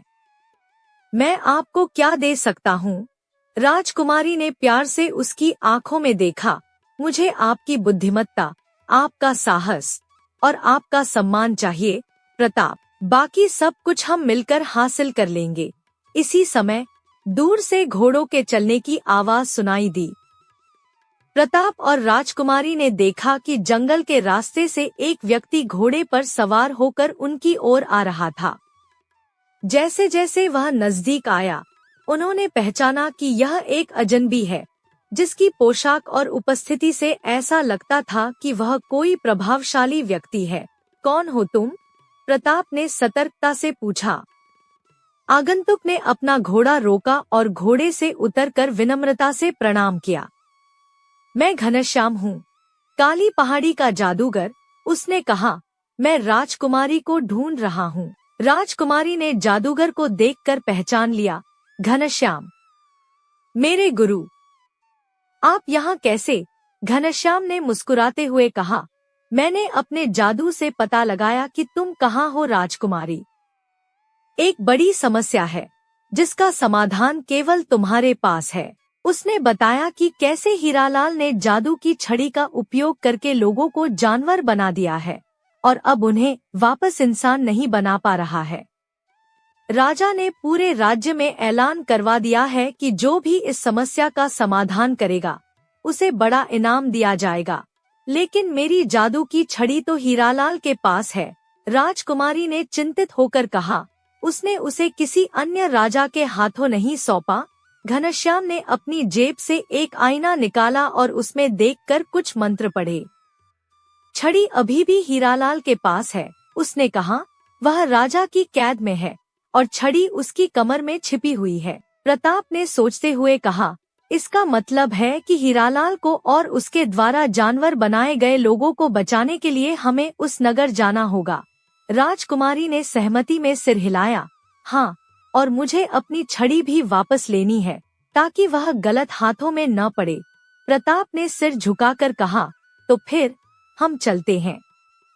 लेकिन मुझे इस जंगल से बाहर जाने में डर लगता है, कहीं राजा प्रभाकर के सिपाही मुझे पकड़ न लें। घनश्याम ने एक रहस्यमय मुस्कान के साथ कहा, चिंता मत करो महामंत्री, मैं तुम्हारा रूप बदल दूंगा ताकि कोई तुम्हें पहचान न सके। उसने अपनी झोली से एक छोटी सी शीशी निकाली और उसका एक बूंद प्रताप के माथे पर लगा दिया। अचानक प्रताप का रूप बदल गया, उसका चेहरा, उसके बाल, यहाँ तक कि उसकी आवाज भी। अब तुम्हें कोई नहीं पहचान पाएगा, घनश्याम ने कहा। चलो, समय बहुत कम है। इस तरह महामंत्री प्रताप, राजकुमारी और जादूगर घनश्याम अपने साथियों के साथ उस नगर की ओर चल दिए, जहां हीरालाल कैद था। 3 दिन की यात्रा के बाद वे उस नगर में पहुंचे जहां हीरालाल कैद था। नगर के प्रवेश द्वार पर उन्होंने देखा कि पूरे शहर में एक अजीब सा माहौल था। लोगों के चेहरों पर चिंता के भाव थे और वे आपस में फुसफुसा रहे थे। प्रताप, जिसका रूप अब बदल चुका था, ने एक स्थानीय व्यापारी से पूछताछ की। व्यापारी ने बताया कि राजा के मंत्री और कुछ अन्य लोग जानवर बन गए हैं और उन्हें वापस इंसान बनाने के लिए राजा ने एक बड़ा इनाम घोषित किया है। क्या हम राजा से मिल सकते हैं? प्रताप ने पूछा। व्यापारी ने मुस्कुराते हुए कहा, हाँ, राजा ने घोषणा की है कि जो भी इस समस्या का समाधान करने का दावा करता है, उसे बिना किसी देरी के राजा के सामने लाया जाए।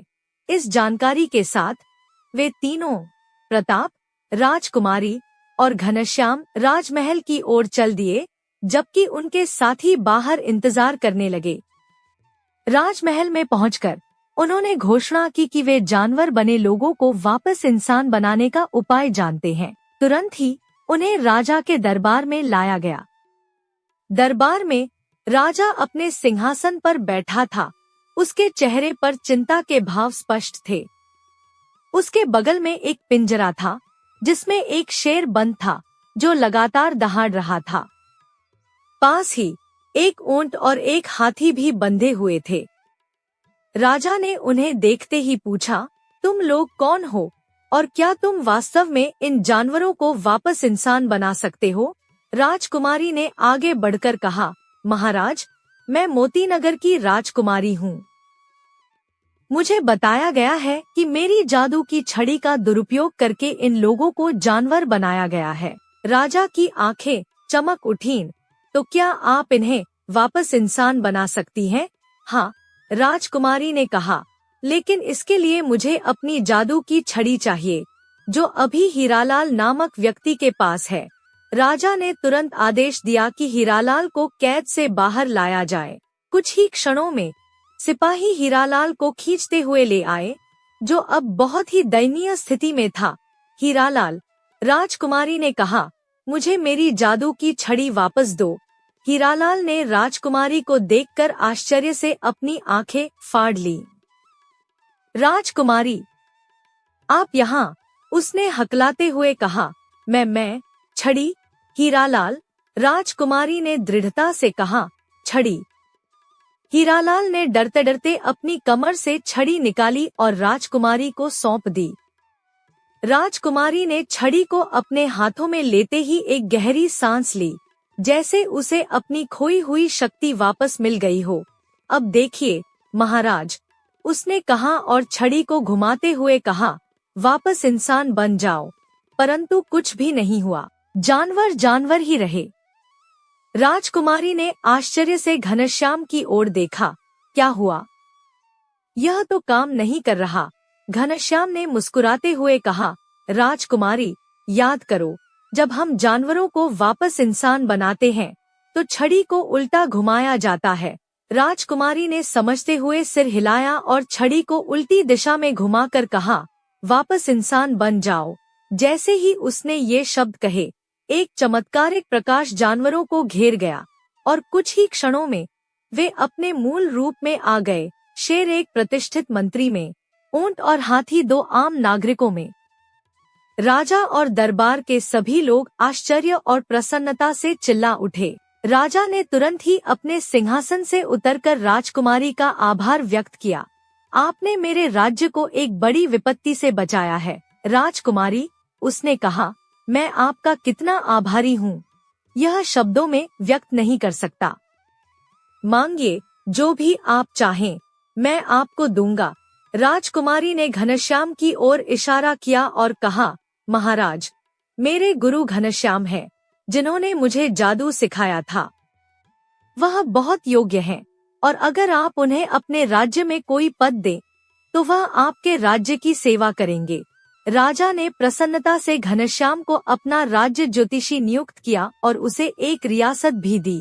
हीरालाल, जिसने पहले गलती की थी पर अब पश्चाताप कर रहा था, को भी क्षमा कर दिया गया और उसे राजा के दरबार में एक छोटा सा पद दिया गया। प्रताप, जो अभी भी अपने बदले हुए रूप में था, उसने राजकुमारी से पूछा, और अब राजकुमारी, हम कहाँ जाएंगे? राजकुमारी ने दृढ़ता से कहा, अब हम मोतीनगर जाएंगे और फिर वहाँ से चंपावती। मुझे लगता है कि राजा प्रभाकर के साथ कुछ अधूरे मामले हैं जिन्हें सुलझाना होगा। घनश्याम की सहायता से प्रताप ने अपना असली रूप वापस पा लिया। राजकुमारी की सेना के साथ वे मोतीनगर की ओर रवाना हुए। वहां पहुंचकर राजकुमारी ने अपनी प्रजा को अपनी वापसी की घोषणा की और उन्हें प्रताप से शादी करने के अपने निर्णय से अवगत कराया। मोतीनगर के लोग, जो अपनी राजकुमारी से बहुत प्यार करते थे, ने इस निर्णय का स्वागत किया। उन्हें पता था कि प्रताप एक बुद्धिमान और न्यायप्रिय व्यक्ति है, जो उनके राज्य को सुचारू रूप से चला सकेगा। विवाह की तैयारियां चल ही रही थी, तभी एक संदेशवाहक ने आकर सूचना दी कि राजा प्रभाकर एक बार फिर अपनी विशाल सेना के साथ मोतीनगर की ओर बढ़ रहा है। वह अभी भी नहीं माना। प्रताप ने चिंतित होकर कहा, उसका अहंकार उसे विनाश की ओर ले जा रहा है। राजकुमारी ने अपनी जादू की छड़ी पकड़ी और कहा, इस बार मैं अपनी शक्ति का उपयोग करूंगी। वह मेरे और मेरे राज्य को परेशान नहीं कर सकता। परंतु प्रताप ने उसकी छड़ी को धीरे से नीचे करते हुए कहा, नहीं राजकुमारी, जादू से समस्याओं का समाधान नहीं होता, केवल उनका रूप बदलता है। हमें एक बार फिर बुद्धि का उपयोग करना होगा।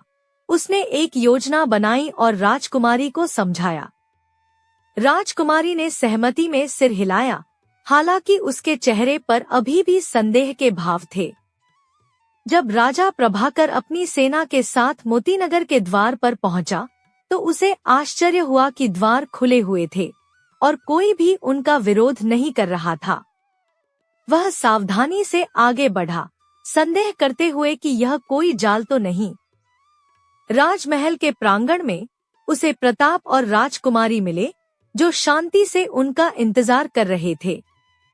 उनके साथ एक पत्थर की मूर्ति खड़ी थी, जो बिल्कुल राजकुमारी जैसी दिखती थी। प्रताप, तुम यहाँ? राजा प्रभाकर ने आश्चर्य से कहा, और यह क्या है? प्रताप ने विनम्रता से कहा, महाराज, यह वही मूर्ति है जिसे आपके पिताजी ने बनवाया था। हमने इसे यहाँ लाया है ताकि आप इसे देख सकें, लेकिन मैं तो असली राजकुमारी को लेने आया हूँ। राजा प्रभाकर ने क्रोध से कहा। राजकुमारी ने आगे बढ़कर कहा, राजा प्रभाकर, आप एक सच्चे राजा की तरह व्यवहार कर रहे हैं, जो अपने राज्य और अपने लोगों के लिए सब कुछ त्यागने को तैयार है। मैं आपकी इस भावना का सम्मान करती हूँ। राजा प्रभाकर, जो राजकुमारी की सुंदरता पर मोहित था, मुस्कुराया, तो क्या तुम मेरी पत्नी बनने के लिए तैयार हो? राजकुमारी ने उसकी आंखों में देखते हुए कहा, महाराज, आप मुझे प्राप्त कर सकते हैं या आप मूर्ति को प्राप्त कर सकते हैं। आपका निर्णय क्या है? राजा ने आश्चर्य से कहा, यह कैसा प्रश्न है? स्पष्ट है कि मैं तुम्हें चाहता हूँ, न कि एक पत्थर की मूर्ति को। राजकुमारी ने अपनी जादू की छड़ी को हाथ में लिया और धीरे से कहा, तब आपको एक चुनौती का सामना करना होगा, महाराज। आपको बताना होगा कि हम दोनों में से असली राजकुमारी कौन है और कौन मूर्ति। जैसे ही उसने अपनी छड़ी घुमाई, एक अद्भुत चमत्कार हुआ। अचानक प्रांगण में दो बिल्कुल एक जैसी राजकुमारियां खड़ी थी, एक असली और एक पत्थर की मूर्ति, जो जादू से जीवित हो गई थी। राजा प्रभाकर हैरान रह गया। दोनों राजकुमारियां बिल्कुल एक जैसी दिखती थी। उनके कपड़े, उनके बाल, यहाँ तक कि उनकी मुस्कान भी एक जैसी थी। चुनिए, महाराज, प्रताप ने शांति से कहा। अगर आप सही चुनाव करते हैं तो राजकुमारी आपकी होगी। अगर आप गलत चुनाव करते हैं तो आपको मूर्ति मिलेगी, और आपको वादा करना होगा कि आप फिर कभी मोतीनगर पर हमला नहीं करेंगे। राजा प्रभाकर ने दोनों राजकुमारियों को गौर से देखा। वे दोनों मुस्कुरा रही थी। दोनों की आंखों में वही चमक थी। उसने कई बार उन्हें गहराई से देखा, परंतु वह निर्णय नहीं कर पा रहा था। अंततः उसने दाईं ओर खड़ी राजकुमारी की ओर इशारा किया और कहा, यह असली राजकुमारी है। प्रताप और राजकुमारी ने एक दूसरे की ओर देखा और फिर प्रताप ने कहा, महाराज, आपने गलत चुनाव किया है। यह मूर्ति है जिसे जादू से जीवित किया गया है। राजा प्रभाकर का चेहरा निराशा से भर गया। मैंने अपना वादा निभाया, उसने कहा। अब मैं अपनी सेना के साथ वापस जाऊंगा और फिर कभी मोतीनगर पर हमला नहीं करूंगा। वह मुड़कर जाने ही वाला था, तभी प्रताप ने उसे रोक दिया। महाराज, ठहरिए, उसने कहा। आप एक सच्चे राजा हैं, जो अपने शब्द का पालन करता है। आपने अपने राज्य का आधा हिस्सा देकर राजकुमारी को प्राप्त करने का प्रयास किया और अब आप अपनी हार स्वीकार करके जा रहे हैं। यह सच्ची महानता है। राजा प्रभाकर ने उलझन से प्रताप की ओर देखा। क्या कहना चाहते हो तुम? प्रताप ने राजकुमारी की ओर देखा, जिसने सहमति में सिर हिलाया। महाराज, प्रताप ने कहा, हम प्रस्ताव करते हैं कि मोतीनगर और चंपावती के बीच एक संधि हो जाए। हम एक दूसरे के मित्र और सहयोगी बने, न कि शत्रु। राजा प्रभाकर ने सोचते हुए कहा। और इसके बदले में राजकुमारी ने मुस्कुराते हुए कहा, आप इस मूर्ति को अपने साथ ले जा सकते हैं, जो अब जीवित है और राजा प्रभाकर की महारानी बनने के लिए तैयार है। राजा प्रभाकर आश्चर्यचकित था। क्या यह संभव है? हाँ, राजकुमारी ने अपनी जादू की छड़ी को पकड़ते हुए कहा, मेरे जादू से यह मूर्ति हमेशा के लिए जीवित रहेगी और वह आपकी एक सच्ची और वफादार पत्नी होगी। राजा प्रभाकर ने जीवित मूर्ति की ओर देखा, जो अब उसकी ओर प्यार से मुस्कुरा रही थी। उसके चेहरे पर एक अजीब शांति छा गई। स्वीकार है, उसने अंततः कहा। मोतीनगर और चंपावती के बीच शांति और मैत्री हो। इस तरह राजा प्रभाकर जीवित मूर्ति को अपने साथ ले गया, जो अब उसकी महारानी बन गई थी। और प्रताप तथा राजकुमारी ने मोतीनगर में अपना विवाह रचाया। प्रताप ने राजकुमारी के साथ मिलकर मोतीनगर को एक समृद्ध और शांतिपूर्ण राज्य बनाया। उनके शासन में राज्य ने नई ऊंचाइयों को छुआ और जनता उनकी बुद्धिमत्ता और न्याय की प्रशंसा करती थी। घनश्याम जादूगर, हीरालाल और कई अन्य लोग, जिन्हें वे अपनी यात्रा में मिले थे, सभी ने अपने अपने स्थान पर खुशहाल जीवन व्यतीत किया। और जहाँ तक राजकुमारी की जादू की छड़ी की बात है, उसने उसे सुरक्षित रख दिया, यह जानते हुए कि सच्ची शक्ति जादू में नहीं, बल्कि बुद्धि, साहस और प्रेम में निहित है। इस तरह एक बुद्धिमान मंत्री की चतुराई से न केवल एक राज्य का उद्धार हुआ, बल्कि दो राज्यों के बीच शांति और समृद्धि का नया युग प्रारंभ हुआ। दोस्तों, एक और नई कहानी की ओर बढ़ने से पहले प्लीज इस वीडियो को लाइक करके चैनल को सब्सक्राइब कर लीजिए। तो शुरू करते हैं एक और नई कहानी। सूर्य की सुनहरी किरणें अभी भी महल की ऊंची दीवारों पर नृत्य कर रही थी, जब अचानक आकाश में एक अजीब सी हलचल शुरू हुई। महल के मुख्य द्वार पर खड़ा पहरेदार, जो पिछले 20 वर्षों से अपनी सेवा में लगा था, घबराहट में चीखे, अरे बाप रे बाप, महाराज, महाराज, यह क्या हो रहा है? उसकी आवाज में असीम भय था। ऐसा भयावह तूफान तो मैंने अपने पूरे जीवन में कभी नहीं देखा। हवाएं अचानक से इतनी तेज हो गईं कि महल के झंडे फटकार मारते हुए फहराने लगे। आकाश में बादल इतनी तेजी से घिर रहे थे मानो कोई अदृश्य शक्ति उन्हें एक साथ खींच रही हो। महाराज, महाराज, पहरेदार की आवाज और भी घबराई हुई हो गई। लगता है कोई अनहोनी होने वाली है। अभी कुछ देर पहले तक तो मौसम बिल्कुल शांत था, फिर अचानक यह भयंकर तूफान कैसे आ गया? महल के अंदर से महाराज देवराज सिंह तेज कदमों से बाहर आए। उनके चेहरे पर चिंता की लकीरें स्पष्ट दिख रही थी। 45 वर्षीय राजा के अनुभवी नेत्रों में यह पहली बार ऐसी बेचैनी दिख रही थी। क्या हो रहा है यहाँ? राजा ने गंभीर स्वर में पूछा, लेकिन जैसे ही उन्होंने आकाश की ओर देखा, उनके चेहरे का रंग उड़ गया। आकाश में बादल सिर्फ काले ही नहीं थे, बल्कि वे एक अजीब सी लाल आभा के साथ चमक रहे थे। यह दृश्य इतना डरावना था कि लगता था मानो स्वयं मृत्यु का संकेत दे रहे हों। महाराज, पहरेदार की आवाज अब फुसफुसाहट में बदल गई थी। देखिए देखिए, वहाँ दूर से एक आकृति तेजी से महल की ओर बढ़ रही थी। यह कोई साधारण व्यक्ति नहीं था। जैसे जैसे वह पास आ रही थी, उसका भयानक रूप स्पष्ट होता जा रहा था। यह तो राजा के शब्द गले में अटक गए। वह एक स्त्री थी, लेकिन उसका चेहरा बिल्कुल चुड़ैल जैसा था। उसके बाल हवा में इस तरह लहरा रहे थे मानो वे जीवित सांप हों। उसकी आंखों में एक अजीब सी लाल चमक थी, और जो भी उसके सामने आ रहा था वह उसे बेरहमी से नष्ट कर रही थी। पेड़ उसके स्पर्श मात्र से सूख जाते, फूल मुरझा जाते और पक्षी उसे देखते ही भाग जाते। वह तो सीधे महल की ओर ही आ रही है, पहरेदार चीखा। महल के भीतर महारानी प्रिया देवी अपनी छोटी राजकुमारी अमृता के साथ बगीचे में खेल रही थी। 7 वर्षीय राजकुमारी की मासूम हंसी पूरे महल में गूंज रही थी। माँ, देखो मैंने कितने सुंदर फूल तोड़े हैं। अमृता ने अपनी छोटी सी मुट्ठी में गुलाब की पंखुड़ियां दिखाते हुए कहा। हाँ बेटा, बहुत सुंदर, महारानी ने प्यार से उसके बाल सहलाते हुए कहा। महारानी प्रिया देवी की उम्र 35 वर्ष थी और उनके चेहरे पर एक स्वाभाविक तेज और कोमलता थी। अचानक तेज हवा के एक झोंके ने बगीचे के सभी फूलों को बिखेर दिया। माँ, यह हवा इतनी तेज क्यों हो गई? अमृता डरते हुए अपनी माँ से लिपट गई। महारानी ने आकाश की ओर देखा तो उनका दिल बैठ गया।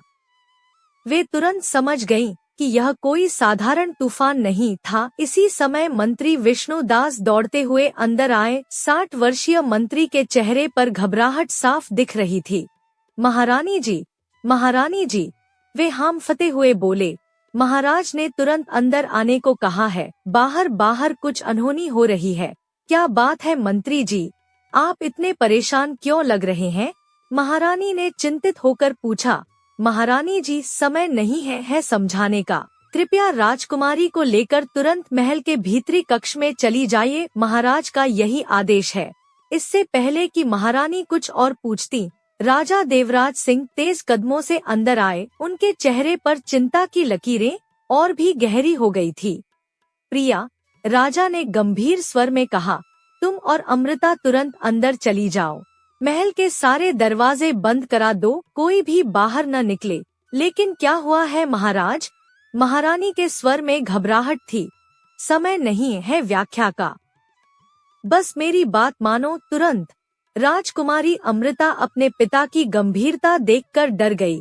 पिताजी, आप इतने परेशान क्यों हैं? राजा ने अपनी बेटी को गले लगाया। कुछ नहीं बेटा, बस थोड़ी सी समस्या है। तुम माँ के साथ अंदर जाओ। मंत्री जी, जो अब तक चुप खड़े थे, आगे बढ़े। महाराज, मैं राजकुमारी को अंदर ले चलता हूँ, आप यहाँ न रुकिए। लेकिन महारानी ने मना कर दिया। नहीं मंत्री जी, हम महाराज को ऐसे अकेले नहीं छोड़कर जा सकते। हमें लगता है कि यह किसी का आक्रमण है। हम यहीं रहकर देखना चाहते हैं कि आखिर कौन है जो हमारे राज्य पर आक्रमण कर रहा है। राजा का चेहरा कड़ा हो गया। प्रिया, तुम्हें समझ नहीं आ रहा क्या? यह कोई साधारण आक्रमण नहीं है यह। वे रुक गए, फिर दृढ़ता से बोले, यह कुछ और है, कुछ बहुत खतरनाक। अगर यह आक्रमण होता, महारानी ने तर्कसंगत स्वर में कहा, तो हम निपट लेते। लेकिन यह तूफान, यह तो किसी अनहोनी की निशानी है। इसीलिए तो मैं कह रही हूँ कि हम साथ रहें। राजा ने गहरी सांस ली। वे जानते थे कि उनकी पत्नी जिद्दी है और जब वह कोई निश्चय कर लेती है तो उसे बदलना मुश्किल होता है। ठीक है, उन्होंने अंततः कहा, लेकिन अमृता को अंदर भेज दो। अचानक मंत्री का चेहरा और भी फीका पड़ गया। महाराज, उन्होंने झिझकते हुए कहा, कहीं यह सुरेखा की चाल तो नहीं? सुरेखा का नाम सुनते ही पूरे कमरे में सन्नाटा छा गया। राजा का चेहरा एकदम से सफेद हो गया और महारानी की आंखों में डर की एक चमक दिखी। सुरेखा? राजा ने धीमी आवाज में दोहराया। हाँ, हम उसी सुरेखा की बात कर रहे हैं जिसे हमने राज्य से निकाल दिया था। सुरेखा, राजा ने गहरी सांस लेते हुए कहा, वो सिर्फ एक साधारण स्त्री नहीं थी, वो एक डायन थी, एक अत्यंत खतरनाक डायन। महारानी चुप होकर सुन रही थी। वे सुरेखा के बारे में पूरी तरह नहीं जानती थी, क्योंकि जब उनका विवाह हुआ था तब तक सुरेखा राज्य से निकाली जा चुकी थी। राजा ने आगे बताया, हर पूर्णिमा की रात वो 14 निर्दोष बच्चों की बलि चढ़ाती थी। उसका तंत्र मंत्र और काले जादू का ज्ञान इतना गहरा था कि पूरे राज्य के लोग उससे डरते थे। मंत्री जी ने जोड़ा, महाराज मुझे याद है, शुरू में लोग उसके पास छोटी मोटी समस्याओं के लिए जाते थे, बीमारी का इलाज, दुश्मनों से बचने के लिए ताबीज, व्यापार में सफलता के लिए मंत्र। हाँ, राजा ने कड़वाहट के साथ कहा, लेकिन धीरे धीरे उसकी मांगे बढ़ती गईं। पहले वो सिर्फ धन लेती थी, फिर कीमती सामान, लेकिन जब उसने जीवित प्राणियों की बलि मांगनी शुरू की तब हमें समझ आया कि यह खतरनाक है। महारानी का चेहरा भय से भर गया। तो आपने उसे राज्य से निकाल दिया? हमारे पास कोई और विकल्प नहीं था, राजा ने दुखी स्वर में कहा। जब हमें पता चला कि वो हर पूर्णिमा को बच्चों का अपहरण करती है और उनकी बलि देती है, तो हमने तुरंत कार्रवाई की। लेकिन क्या महाराज? मंत्री ने पूछा। जब हमने उसे पकड़ने की कोशिश की तो वो गायब हो गई। उसके बाद हमने घोषणा की कि अगर वह दोबारा राज्य में दिखी तो उसे मृत्युदंड दिया जाएगा। राजा ने खिड़की से बाहर देखा, जहां तूफान और भी तेज होता जा रहा था। अगर हमने उसे राज्य में रहने दिया होता तो वो हमारे पूरे राज्य का विनाश कर देती। विनाश तो महाराज वो अभी भी करेगी, मंत्री ने चिंतित स्वर में कहा। मुझे लगता है कि यह तूफान उसी के आने की खबर है। वे अभी बात कर ही रहे थे कि अचानक हवा में एक तेज सनसनाहट हुई। कमरे का तापमान अचानक से गिर गया और एक अजीब सी दुर्गंध फैलने लगी। कोई आ रहा है, राजकुमारी अमृता ने डरते हुए कहा, और तभी धुएं के एक बादल के साथ सुरेखा प्रकट हुई। सुरेखा का रूप देखकर सभी सहम गए। उसका रंग काला था, बाल लंबे और उलझे हुए, मानो महीनों से उन्हें कंघी न की गई हो। उसका चेहरा इतना डरावना था कि एक नजर देखने से ही समझ आ जाता था कि वो कोई सामान्य इंसान नहीं है। उसकी आंखें लाल थी और उनमें बदले की आग जल रही थी। उसके होठों पर एक क्रूर मुस्कान थी।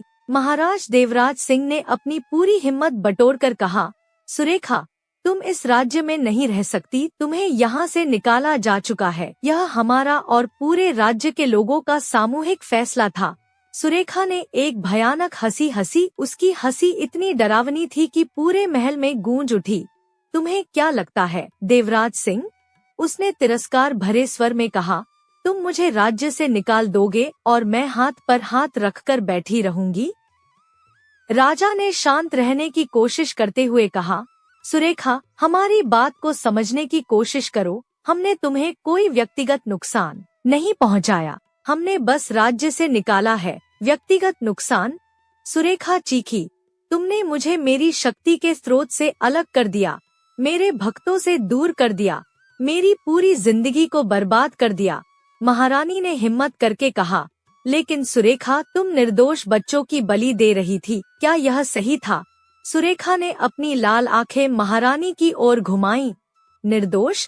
उन बच्चों की बलि से मैं असीम शक्ति प्राप्त करती थी। उस शक्ति से मैं और भी कई लोगों की मदद कर सकती थी। किस तरह की मदद? राजा ने कड़े स्वर में पूछा। मैं लोगों को उनके दुश्मनों से बचाती थी, बीमारियों का इलाज करती थी, गरीबों को धन दिलाती थी। सुरेखा ने कहा, लेकिन इसके लिए मुझे शक्ति चाहिए थी, और वो शक्ति केवल बलि से ही मिलती थी।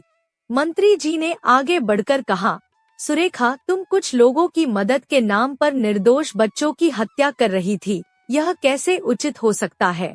सुरेखा ने एक और भयानक हंसी हंसी। उचित, अनुचित, ये सब बातें कमजोर लोगों के लिए हैं।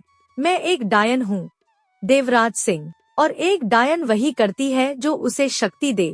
राजा ने दृढ़ता से कहा, तो फिर हमारा फैसला सही था। हम ऐसे व्यक्ति को अपने राज्य में नहीं रख सकते थे जो निर्दोष लोगों की हत्या करे। तुम्हारा फैसला? सुरेखा का स्वर अब और भी खतरनाक हो गया। तुमने एक डायन को अपने राज्य से निकाला है। अगर मैं तेरी जिंदगी को तहस-नहस न कर दूं, तो मेरा नाम भी सुरेखा डायन नहीं। सुरेखा की बात खत्म होते ही अचानक कमरे में एक तेज हवा का झोंका आया और इससे पहले कि कोई कुछ समझ पाता, सुरेखा ने तेजी से आगे बढ़कर राजकुमारी अमृता को अपनी बाहों में उठा लिया। अमृता, महारानी चीखी। छोटी राजकुमारी सुरेखा की बाहों में रोने लगी। वो सुरेखा के डरावने चेहरे से इतनी डर गई कि उसकी आवाज ही नहीं निकल रही थी। मेरी बेटी को छोड़ दो, राजा ने गुस्से से कहा। सुरेखा ने एक क्रूर मुस्कान के साथ कहा, अब तुम्हें पता चलेगा कि माँ बाप से अपने बच्चे को छीन लेना कैसा लगता है। सुरेखा, देखो, मेरी बात ध्यान से सुनो, राजा ने बड़े ही मजबूर होकर कहा। मेरी बेटी को छोड़ दो, तुम चाहे तो इस राज्य में रह सकती हो, हम अपना फैसला बदल देते हैं। सुरेखा ने ठहाका लगाया, अब इस राज्य में मैं दोबारा तभी आऊंगी जब तुम्हारी यह बेटी और तुम्हारी प्यारी महारानी, जिससे तुम अपनी जान से भी ज्यादा प्यार करते हो, इन दोनों में से एक नहीं रहेगी। महारानी की सांस फूलने लगी। सुरेखा, ऐसा मत करो, तुम्हारा गुस्सा हम पर है, इस मासूम बच्ची पर क्यों? मासूम? सुरेखा ने तिरस्कार से कहा, यह उसी राजा की बेटी है जिसने मेरी जिंदगी बर्बाद की है। मुझे अपना बदला लेना है प्रिया देवी, और एक डायन अपना बदला कभी नहीं भूलती। राजा और रानी दोनों रोते हुए बोले, सुरेखा, ऐसा मत करो, देखो, हमने जो किया वो गलत नहीं था, लेकिन तुम जो कर रही हो वो बिल्कुल गलत है। सुरेखा ने कोई जवाब नहीं दिया। वो राजा की तरफ देखकर बोली, राजा, मैं तुम्हारी पुत्री को छोड़ दूंगी, लेकिन उसके लिए तुम्हें मेरे 3 काम करने होंगे। राजा के पास कोई और विकल्प नहीं था। बताओ, क्या करना होगा? सुरेखा की आंखों में एक अजीब सी चमक आई।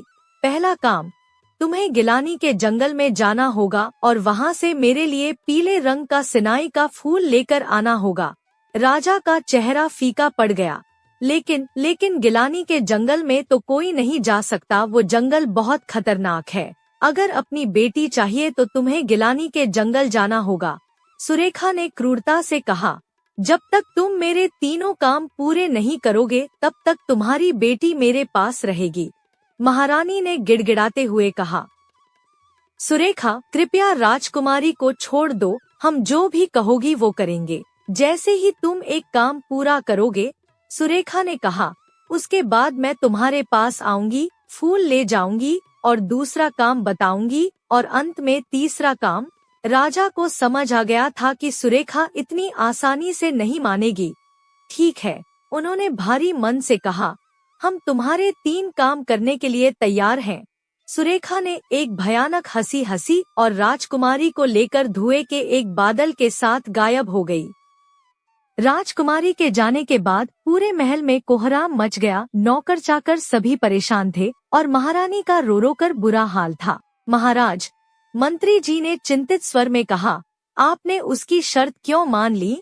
आप जानते हैं वो जंगल कितना खतरनाक है। राजा ने दुख के साथ कहा, तो क्या अपनी बेटी को उसके हाथों मरने दूं? मंत्री जी, एक पिता के लिए अपनी संतान से बड़ा कुछ नहीं होता।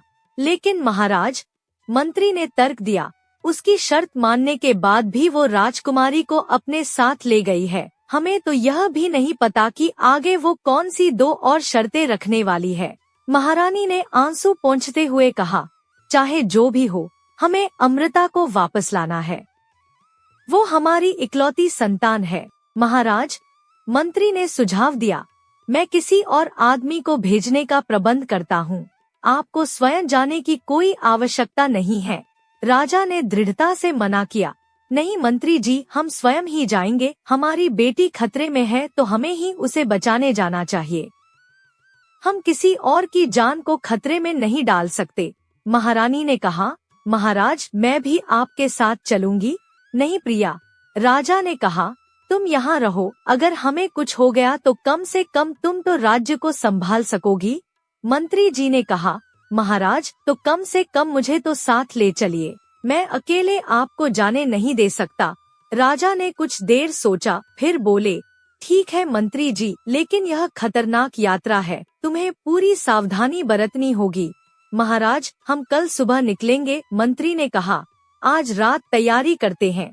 अगली सुबह राजा और मंत्री घोड़ों पर सवार होकर गिलानी के जंगल की तरफ निकले। रास्ता लंबा और कठिन था। कुछ घंटों की यात्रा के बाद उन्होंने देखा कि सड़क के किनारे एक छोटा खरगोश जख्मी होकर पड़ा था। उसके जख्म से खून बह रहा था और वो तड़प रहा था।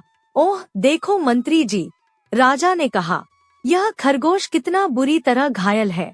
मंत्री ने जल्दबाजी में कहा, महाराज, हमें समय पर गिलानी के जंगल पहुंचना है।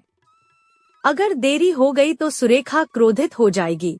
लेकिन राजा ने घोड़े से उतरते हुए कहा, मंत्री जी, उसके डर की वजह से हम किसी को अपने सामने मरते हुए नहीं देख सकते। यह हमारे संस्कारों के खिलाफ है।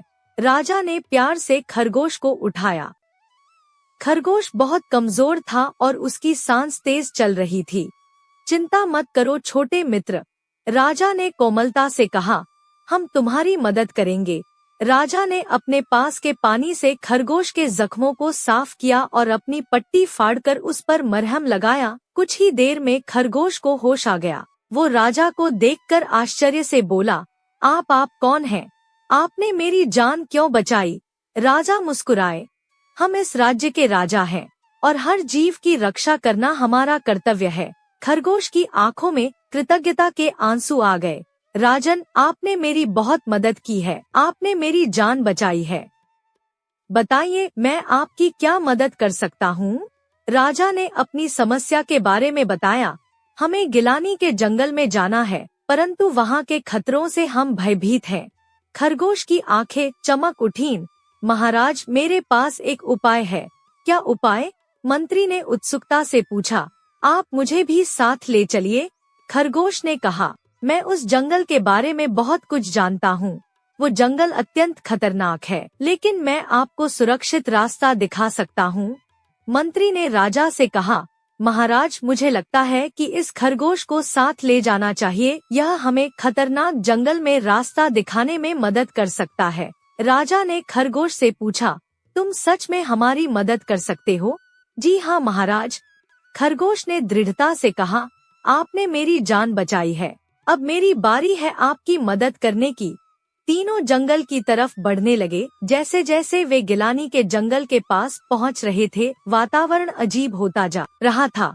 सावधान महाराज, खरगोश ने चेतावनी दी। आगे एक खतरनाक धुआं आ रहा है। वास्तव में आगे एक अजीब सा नीला धुआं फैला हुआ था जो तेजी से उनकी तरफ बढ़ रहा था। अब हम क्या करें? राजा ने पूछा। हम इससे बचकर कैसे निकलें? चिंता मत करिए महाराज, खरगोश ने कहा। मैं रास्ता जानता हूँ, आप मेरे पीछे आइए। खरगोश उन्हें एक अलग रास्ते से ले गया जहाँ धुआं नहीं था। आगे चलकर वे एक बहुत घने जंगल में पहुँचे जहाँ अंधेरा और रहस्यमय सन्नाटा पसरा हुआ था। बड़े बड़े पेड़ आकाश को ढके हुए थे और सूरज की रोशनी मुश्किल से अंदर आ पा रही थी। खरगोश, राजा ने पूछा, क्या तुम इस जंगल के हर कोने को जानते हो? खरगोश ने गर्व से कहा, महाराज, यह जंगल मेरी दुनिया है। मैं यहाँ के हर पत्थर, हर छाया को पहचानता हूँ। बस आंखें खुली रखिए, खतरा कभी भी आ सकता है। अचानक चारों ओर हलचल होने लगी। पेड़ों के पत्ते तेजी से हिलने लगे और जमीन के नीचे से अजीब सी गूंज उठने लगी। यह कैसी आवाज है? मंत्री ने डरते हुए कहा। यह तो बड़ी अजीब सी आवाज है, हमें डर लग रहा है। खरगोश ने गंभीरता से कहा, महाराज, यह कोई साधारण जंगल नहीं है। लगता है कि यहाँ कोई अदृश्य शक्ति हमें देख रही है। तभी अचानक जमीन फटने लगी और एक विशाल माया प्रकट हुई। उनके सामने एक भव्य महल उभर आया जो सोने और चांदी से चमक रहा था। महल का द्वार अपने आप खुला और भीतर से मीठी आवाजें आने लगीं। राजन, ओ मंत्री जी, एक मधुर स्त्री स्वर गूंजा। तुम्हारी यात्रा कठिन रही होगी, आओ भीतर विश्राम करो, यहाँ सुख, आनंद और शांति है। मंत्री के चेहरे पर खुशी आ गई। वाह, यह तो किसी स्वर्ग से कम नहीं है। शायद हमें कुछ देर यहाँ ठहरना चाहिए। राजा भी महल की भव्यता देखकर प्रभावित हुए। हाँ, थोड़ा आराम मिल जाएगा। जैसे ही वे आगे बढ़े, खरगोश तेजी से उनके सामने कूदकर रास्ता रोक दिया। रुको, रुको, रुको, वो चीखा। यह महल असली नहीं है, यह एक माया है। क्या? राजा ने आश्चर्य से कहा। लेकिन यह तो बिल्कुल असली लग रहा है। खरगोश ने समझाया, यही इसकी शक्ति है महाराज। यह महल भ्रम का जाल है, जो एक बार इसके भीतर जाता है वो कभी बाहर नहीं आता। अचानक महल की दीवारों से ऐसा लगने लगा जैसे कोई अदृश्य हाथ उन्हें अंदर खींचने की कोशिश कर रहे हैं। राजा का पैर अनायास ही आगे बढ़ने लगा। उनके मन में विचित्र इच्छाएं जाग रही थी, आराम की, सुख की, ऐश्वर्य की। खरगोश ने तुरंत कूदकर राजा का पैर पकड़ लिया। महाराज, अपने ऊपर नियंत्रण रखिए, यह आपकी इच्छाओं का लालच देकर फंसाना चाहता है। पीछे हटिए। राजा अचानक होश में आए और तेजी से पीछे हटे। तभी महल की मीठी आवाजें डरावनी चीखों में बदल गईं। ओ, तुमने मेरे जाल को तोड़ दिया, एक भयानक आवाज गूंजी। लेकिन अगली बार तुम नहीं बच पाओगे। एक तेज गर्जना के साथ महल जलकर राख में बदल गया। राजा और मंत्री सहमे खड़े रह गए। खरगोश ने मुस्कुराते हुए कहा, यही जंगल का असली रूप है। यहाँ हर सुंदर चीज सच्ची नहीं होती और हर भयावह चीज खतरनाक नहीं। आगे और भी कठिनाइयाँ आएंगी, लेकिन अगर अपने मन पर नियंत्रण रखा तो हम बच सकते हैं। राजा ने कृतज्ञता से कहा, खरगोश, आज तुमने हमारी जान बचाई, अब हम और सतर्क रहेंगे। कुछ और समय बाद खरगोश उन्हें जंगल के एक सुंदर हिस्से में ले गया जहाँ तरह तरह के फूल खिले हुए थे। यहाँ है, खरगोश ने कहा, यही है सिनाई का फूल। वहाँ एक अनोखा पीला फूल था जो सूर्य की तरह चमक रहा था। राजा ने सावधानी से फूल तोड़ा। जैसे ही उन्होंने फूल को हाथ में लिया, अचानक हवा में एक काला धुआं उठा और सुरेखा प्रकट हो गई। शाबाश राजा, सुरेखा ने क्रूर मुस्कान के साथ कहा, तुमने मेरी शर्त का पहला हिस्सा पूरा कर दिया। राजा ने उत्सुकता से पूछा, अब हमारी बेटी कहाँ है? धैर्य रखो, सुरेखा ने कहा, अभी 2 काम और बाकी हैं। अब सुनो, दूसरा काम क्या है? हमने यह फूल तुम्हारे लिए लाया है। राजा ने कहा, अब बताओ आगे क्या करना है? सुरेखा ने फूल लेते हुए कहा, अब तुम्हें मेरे लिए एक विशेष बीज लाना होगा जो गिलानी के जंगल में एक गहरे कुएं के पास उगता है। मंत्री ने चिंतित होकर पूछा, कैसा कुआं? वो कुआं बहुत ही खतरनाक जगह पर है। सुरेखा ने अपनी लाल आंखों से देखते हुए कहा, उस कुएं के पास बहुत ही भयानक चीजें हैं। अगर तुम उनसे पार नहीं पा सके तो यह तुम्हारी अंतिम कोशिश होगी। राजा ने दृढ़ता से कहा, हम तैयार हैं। हमें किसी भी हालत में वो बीज लाना होगा। हमारी बेटी का जीवन दांव पर है। सुरेखा हंसते हुए गायब हो गई। राजा और मंत्री अब और भी गहरे जंगल में आगे बढ़े। खरगोश ने उन्हें चेतावनी दी थी कि आगे और भी कठिन परीक्षाएं हैं। कुछ दूर चलने के बाद उन्हें एक विशाल लावा नदी दिखी। जलते हुए लावे की लहरें इतनी भयानक थीं कि पास जाना भी मुश्किल था। यह क्या है? राजा ने आश्चर्य से कहा, यह तो जलती हुई नदी है। हम इसे कैसे पार करेंगे? मंत्री ने चिंतित होकर कहा, महाराज, हमें इस लावे को पार करने के लिए कोई जादुई चीज या सहारा चाहिए। खरगोश ने सोचते हुए कहा, महाराज, मुझे याद आया, इस जंगल में कहीं एक जादुई पानी का पत्थर है। अगर हम वो पत्थर लाएं, तो यह लावा नदी शांत हो जाएगी। तीनों ने मिलकर जादुई पत्थर की खोज शुरू की। गहरे जंगल में अजीब अजीब आवाजें आ रही थी। अचानक उन्हें एक बड़ा चमकता पत्थर दिखाई दिया जो जंगल के बीच पड़ा था। देखिए महाराज, मंत्री ने कहा, यही वो जादुई पत्थर है जिसे हमें ढूंढना था। लेकिन जैसे ही वे पत्थर के पास पहुँचे, जमीन में हलचल होने लगी। पास ही एक खौफनाक फूल उगा जिसका रंग नारंगी और लाल था और उसकी पंखुड़ियां तेज धार वाले कांटों जैसी थी। सावधान महाराज, मंत्री ने चिखा, यह फूल तो हम पर हमला करने के लिए तैयार लग रहा है। राजा ने तुरंत अपनी तलवार निकाली। जैसे ही फूल उनकी तरफ लपका, राजा ने एक झटके में तलवार चलाकर फूल के कई टुकड़े कर दिए। हमारे रास्ते में कोई भी अड़चन आए, राजा ने दृढ़ता से कहा, हम उसे हटाकर आगे बढ़ेंगे। वे जल्दी से जादुई पत्थर उठाकर लावा नदी के पास गए। राजा ने पत्थर को लावे में डाला। जैसे ही पत्थर लावे में गिरा, वहां से एक उज्जवल रोशनी निकली और लावे की लहरें शांत हो गईं। नदी के बीच में एक पतली सी राह बन गई। अद्भुत, मंत्री ने कहा, यह तो वाकई जादू है। लेकिन खरगोश ने कहा, महाराज, अब मैं आगे नहीं आ सकता, यह रास्ता बहुत खतरनाक है और मेरी छोटी जान इन सभी खतरों से नहीं निपट सकती। राजा ने प्यार से कहा, खरगोश मित्र, तुमने हमारी बहुत मदद की है। तुम्हारे बिना हम यहाँ तक नहीं पहुँच पाते। अब तुम सुरक्षित जगह जाकर हमारा इंतजार करो। राजा और मंत्री ने लावा नदी पार करके आगे की यात्रा जारी रखी। रास्ते में उन्हें एक विशाल सांप मिला जिससे उन्होंने बड़ी मुश्किल से निपटा। इसके बाद उन्हें भटकती आत्माओं से भी सामना करना पड़ा, लेकिन राजा के दृढ़ संकल्प को देखकर आत्माओं ने उन्हें रास्ता दे दिया। अंततः वे उस रहस्यमय कुएं के पास पहुँचे। कुआं बहुत पुराना और भयावह था। उसमें से एक अजीब सी गहरी आवाज गूंज रही थी। तुम लोग यहाँ क्यों आए हो? कुएं से एक डरावनी आवाज आई। क्या तुम्हें अपनी जान से प्यार नहीं है? राजा ने हिम्मत करके कहा, हम एक विशेष बीज लेने आए हैं। हमें अपनी बेटी को बचाना है। कुएं से आवाज आई, बीज तो मैं दे सकता हूँ, लेकिन उसकी कीमत चुकानी होगी। क्या कीमत? मंत्री ने डरते हुए पूछा। मुझे तुम्हारी आधी उम्र चाहिए। आवाज ने कहा, तुम्हें अपने जीवन के आधे साल मुझे देने होंगे। राजा ने बिना हिचकिचाए कहा, ठीक है, तुम मेरी उम्र ले लो, मुझे कोई फर्क नहीं पड़ता। मेरी राजकुमारी के लिए मैं अपनी जिंदगी का कोई भी मूल्य नहीं समझता। कुएं से आवाज आई, तुम सचमुच एक नेक दिल इंसान हो जो अपनी बेटी के लिए अपनी जान की परवाह नहीं करता। यह बीज तुम्हारे पास है। एक छोटा सा चमकता बीज कुएं से निकलकर राजा के हाथ में आ गया। राजा और मंत्री खुशी खुशी वापस लौटने लगे, लेकिन रास्ते में ही अचानक हवा में काले बादल घिर आए और सुरेखा प्रकट हुई। उसने राजा के हाथ से बीज लेते हुए कहा, बहुत अच्छे राजा, तुमने 2 परीक्षाएं पास कर ली। राजा ने उत्सुकता से पूछा, अब तीसरी परीक्षा क्या है? फिर हमारी बेटी को छोड़ दोगी ना? सुरेखा की आंखों में एक अजीब सी चमक आई।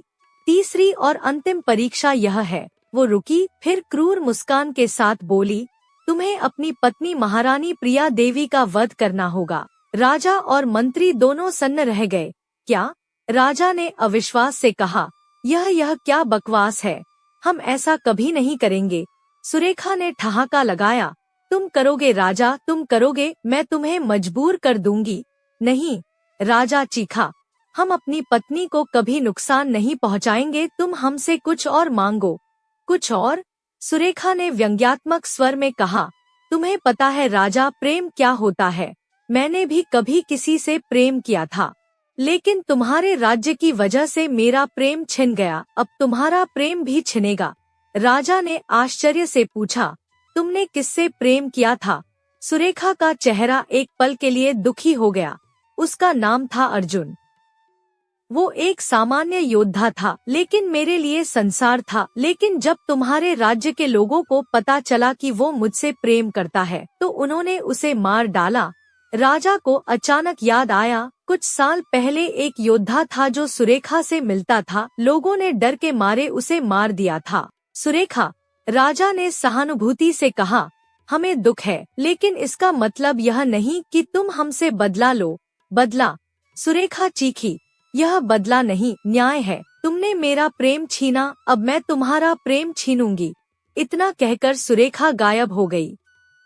राजा और मंत्री उदास मन से महल लौटे। राजा के चेहरे पर गहरी चिंता थी। महल पहुंचकर राजा सीधे महारानी के पास गए। प्रिया, राजा ने भारी मन से कहा, सुरेखा ने अंतिम परीक्षा बताई है। महारानी ने पूछा, क्या कहा उसने? राजा की आवाज कांप रही थी। उसने कहा है कि मुझे तुम्हारा वध करना होगा। महारानी कुछ देर तक चुप रही, फिर उन्होंने गहरी सांस लेते हुए कहा, महाराज, हमारी बेटी अमृता हमारी एकमात्र उम्मीद है। अगर मेरी जान की वजह से वो बच सकती है तो मुझे कोई आपत्ति नहीं है। प्रिया, राजा ने दुख से कहा, तुम जो कह रही हो वो हमारे लिए असंभव है। हम तुमसे उतना ही प्रेम करते हैं जितना अमृता से। महारानी ने राजा का हाथ पकड़ते हुए कहा, महाराज, मैं जानती हूँ कि आपके लिए यह आसान नहीं होगा, लेकिन एक माँ के लिए अपनी संतान से बड़ा कुछ नहीं होता। राजा की आंखों में आंसू आ गए। लेकिन प्रिया, महाराज, महारानी ने दृढ़ता से कहा, आप एक राजा हैं, आपको कठिन निर्णय लेने पड़ते हैं, यह भी उन्हीं में से एक है। उस रात राजा को नींद नहीं आई, वे बार बार सोच रहे थे कि क्या करें। सुबह होते ही सुरेखा फिर प्रकट हुई। तो राजा, उसने पूछा, क्या निर्णय लिया? राजा ने कांपती आवाज में कहा, सुरेखा, कृपया कोई और रास्ता बताओ। कोई और रास्ता नहीं है। सुरेखा ने कड़े स्वर में कहा, या तो तुम अपनी पत्नी को मारो या फिर अपनी बेटी को खो दो। महारानी आगे आई। सुरेखा, मैं तैयार हूँ। सुरेखा ने आश्चर्य से महारानी को देखा। तुम तैयार हो? हाँ, महारानी ने साहस से कहा। अगर मेरी मौत से मेरी बेटी की जान बच सकती है तो मैं इसे सौभाग्य मानूंगी। राजा की आंखों से आंसू बह रहे थे। प्रिया, मैं यह नहीं कर सकता। महारानी ने प्यार से कहा, आप कर सकते हैं। आप एक पिता हैं। क्या आप अपनी बेटी को खो सकते हैं? अंततः राजा ने अपनी तलवार निकाली। महारानी शांति से खड़ी थी। उनके चेहरे पर एक अजीब सी शांति थी। महाराज, हिचकिचाए मत। महारानी ने कहा, मैं हमेशा आपके साथ रहूंगी, आपके दिल में। राजा ने यह दर्दनाक कार्य किया जिसे वे जीवन भर नहीं भूल सकेंगे। जैसे ही महारानी की मृत्यु हुई, सुरेखा हंसते हुए प्रकट हुई। शाबाश राजा, उसने कहा, तुम सच में एक सच्चे पिता निकले। अपनी बेटी के लिए अपनी पत्नी की हत्या तक कर दी। राजा ने रोते हुए कहा, अब मेरी बेटी को वापस करो। सुरेखा ने राजकुमारी को वापस कर दिया, लेकिन राजकुमारी अपनी माँ को न देखकर फूट फूट कर रोने लगी। पिताजी, माँ कहाँ है? वो रोते हुए पूछने लगी। राजा कोई उत्तर नहीं दे सके। वे महल के एक कोने में जाकर चुपचाप बैठ गए। रात हो गई। महल अब वीरान लग रहा था। हर कोने में महारानी की यादें थी। तभी हवा में सुरेखा की हंसी गूंजी। राजा, कैसा लगा? सुरेखा की आवाज आई। अपनी पत्नी को मारकर? अब तुम्हें समझ आया कि असली खेल क्या था? राजा ने गुस्से से कहा, तूने हमें धोखा दिया। यह कोई परीक्षा नहीं, एक छल था। सुरेखा की हंसी और तेज हो गई। छल? तुमने खुद चुना राजा। प्रेम, विश्वास और बलिदान सब मिटा दिए एक पिता बनने के लिए। राजा ने अपने हाथों को देखा जो अभी भी कांप रहे थे। अब जियो इस बोझ के साथ। सुरेखा ने कहा, जैसे मैं अपने प्रेम को खोने के बोझ के साथ जी रही हूँ। सुरेखा गायब हो गई, लेकिन उसके शब्द राजा के मन में गूंजते रहे। राजा को एहसास हुआ कि उन्होंने एक भयानक भूल की है। वे अपनी बेटी को तो बचा लिए, लेकिन अपनी पत्नी को खो दिया। राजकुमारी अमृता हर दिन अपनी माँ के लिए रोती थी। पिताजी, माँ कब वापस आएंगी? राजा के पास कोई जवाब नहीं था। दिन बीतते गए। राजा का मन उदास रहने लगा। वे अपने निर्णय पर पछताते रहते। महल में अब पहले जैसी खुशी नहीं थी। नौकर चाकर भी उदास रहते। मंत्री जी ने एक दिन राजा से कहा, महाराज, आपने जो किया वो एक पिता के रूप में सही था, लेकिन क्या मंत्री जी? राजा ने पूछा। महाराज, शायद कोई और रास्ता भी हो सकता था। राजा ने गहरी सांस ली। अब सब कुछ खत्म हो गया मंत्री जी। अब हम सिर्फ इस दर्द के साथ जीना सीख सकते हैं।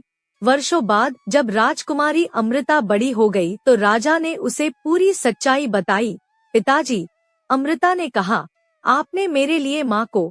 हाँ बेटा, राजा ने दुख से कहा। यह एक पिता का सबसे कठिन निर्णय था।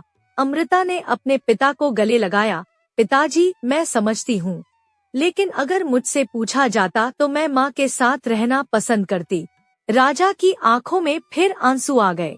लेकिन पिताजी, अमृता ने कहा, अब हमें आगे बढ़ना चाहिए। माँ भी यही चाहती होंगी। राजा ने समझा कि जीवन में कभी कभी ऐसे निर्णय लेने पड़ते हैं जो बहुत कष्टकारी होते हैं, लेकिन उन निर्णयों से भागा नहीं जा सकता। सुरेखा का बदला पूरा हुआ था। उसने राजा से उसका सबसे प्रिय छीन लिया था, लेकिन इस प्रक्रिया में वो यह भूल गई थी कि बदला लेने से दर्द कम नहीं होता, बल्कि और बढ़ता है। राजा देवराज सिंह ने जीवन भर इस दर्द को सहा। वे एक अच्छे राजा बने रहे, एक प्रेमी पिता बने रहे, लेकिन उनके दिल में हमेशा अपनी प्रिया की कमी खलती रही। और कहीं न कहीं सुरेखा भी अपने प्रेम अर्जुन को याद करके रोती रहती थी। बदला लेने से न तो उसका दर्द कम हुआ था और न ही उसे शांति मिली थी। यह कहानी हमें सिखाती है कि प्रेम, क्षमा और दया बदले से कहीं अधिक शक्तिशाली होते हैं और कभी कभी जीवन हमसे ऐसे निर्णय करवाता है जिन्हें हम जीवन भर झेलते रहते हैं। लेकिन अंत में जो सबसे महत्वपूर्ण है वो यह है कि हम अपने निर्णयों की जिम्मेदारी लें और उनसे सीखें। दोस्तों, यह कहानी प्रेम, बलिदान, बदला और जीवन की जटिलताओं की एक गाथा है। इसमें दिखाया गया है कि कैसे एक गलत निर्णय कई जिंदगियों को बर्बाद कर सकता है और कैसे बदले की आग में सब कुछ खत्म हो जाता है। दोस्तों, यह कहानी आपको कैसी लगी कमेंट करके जरूर बताइएगा। और हाँ, वीडियो अगर अच्छी लगी हो तो प्लीज जाने से पहले इस वीडियो को लाइक और चैनल को सब्सक्राइब करते हुए जाइए। धन्यवाद। स्वस्थ रहिए, मस्त रहिए, लाइफ में हमेशा मोटिवेटेड रहिए।